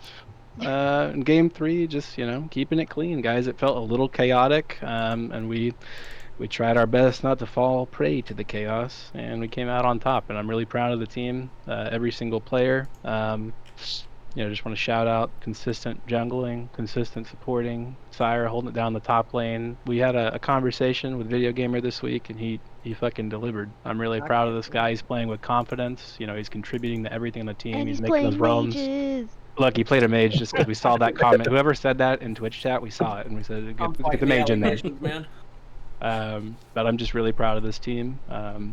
Just honestly, like draft day difference. That's all I'm going to say. So we'll see you at finals, guys, and it'll be a quick 302, I'm sure. I love my team, man. I love them. I love my team. Okay, Caesar, did you have any questions for them? No, I mean, that kind of pretty much covers, I guess. Now it's interesting, right? Because this kind of sets a precedent for future tournaments, right? I guess in your case, Hara, like, first tournament looks like you were last picked in this tournament. You're actually picked pretty late into the draft. How do you feel about that? Do you think next tournament you're just going to be first picked right off the bat? I'm going to be honest, man. I don't even think I'm that good enough to be first pick material, man. I'm going to be honest. I don't think I'm first pick material. I mean, think now about he's it. humble. Now he's humble, bro. Okay, No, I see. there's times where you gotta be humble, and there's times where it's just like you gotta talk your stuff. But look, listen. I'm a literal split pusher that only plays split pushing champions. Like, I don't know. Like, is that first pick material? We'll see, I guess. Well, we'll see. For the next tournament. We'll see. That's what just says all the we'll time. See. Hey, I like that. We'll see. All right. All I know is I'm about to put on a movie. GG, well played to our our opponents. You guys put up a good show as well. JZ Jax, told you had it in you for a good game. You gave us good games. Appreciate your team. Appreciate you showing up today. Yeah, Love the good thank you. sportsmanship. Yeah. GG's and congrats, guys. Really well played. You guys are showing why you guys are the favorites to win the entire thing. And yeah, you got one more challenge left in finals, and we'll see. No, real. Hopefully we Hey, shout out to my casters, man. They're putting in work. Thank you. Thank you, brother. We appreciate the casting, yes. So we love watching the VODs back. Please immediately end this and then upload the VOD. We love I the will. VOD. We missed you, Caesar. We missed you. We did miss you, Caesar. Thank you for coming back. All right. Thank you, guys. Well, thank you Happy to guys. be here. Good games. Good GGs. games. And, GGs, we'll see man. you next GGs. weekend. Yeah. Okay. Interview went as about as expected. Let's do the raid real quick. Please stick around just for a couple minutes to support another streamer. Let's get him out. We're going to be doing J Moore LOL today. Next game is at 7 in 2 hours. Yes, the next game is in, wow, only 2 hours at 7 o'clock. See you then.